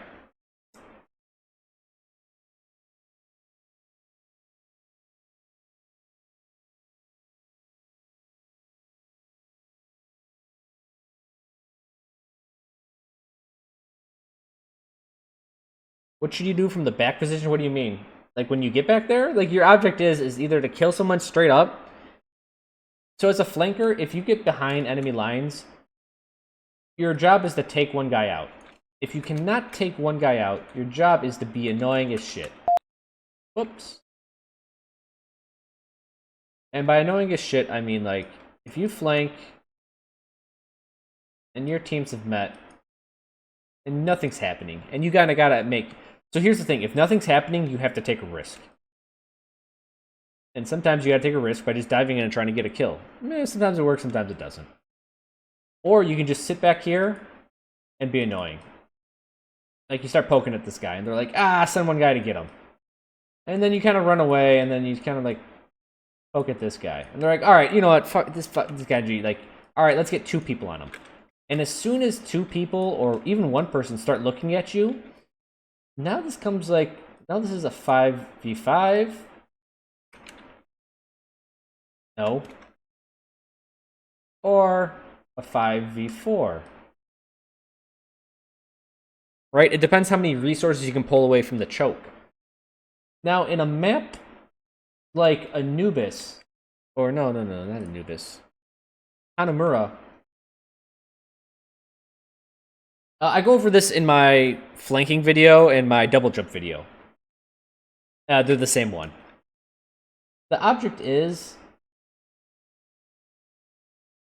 that no matter how you position your guys, the defense always has better positioning, right? Because the defense you have to attack into, they all have sight on the choke point. And your job as a Genji is to get through here and to force resources out. Because any less people attacking the choke point makes the choke point infinitely times easier to take. Right? You have to break up the formation of the enemy team. That's the first thing you must do as a flanker. Get resources looking at you to make the main entrance easy.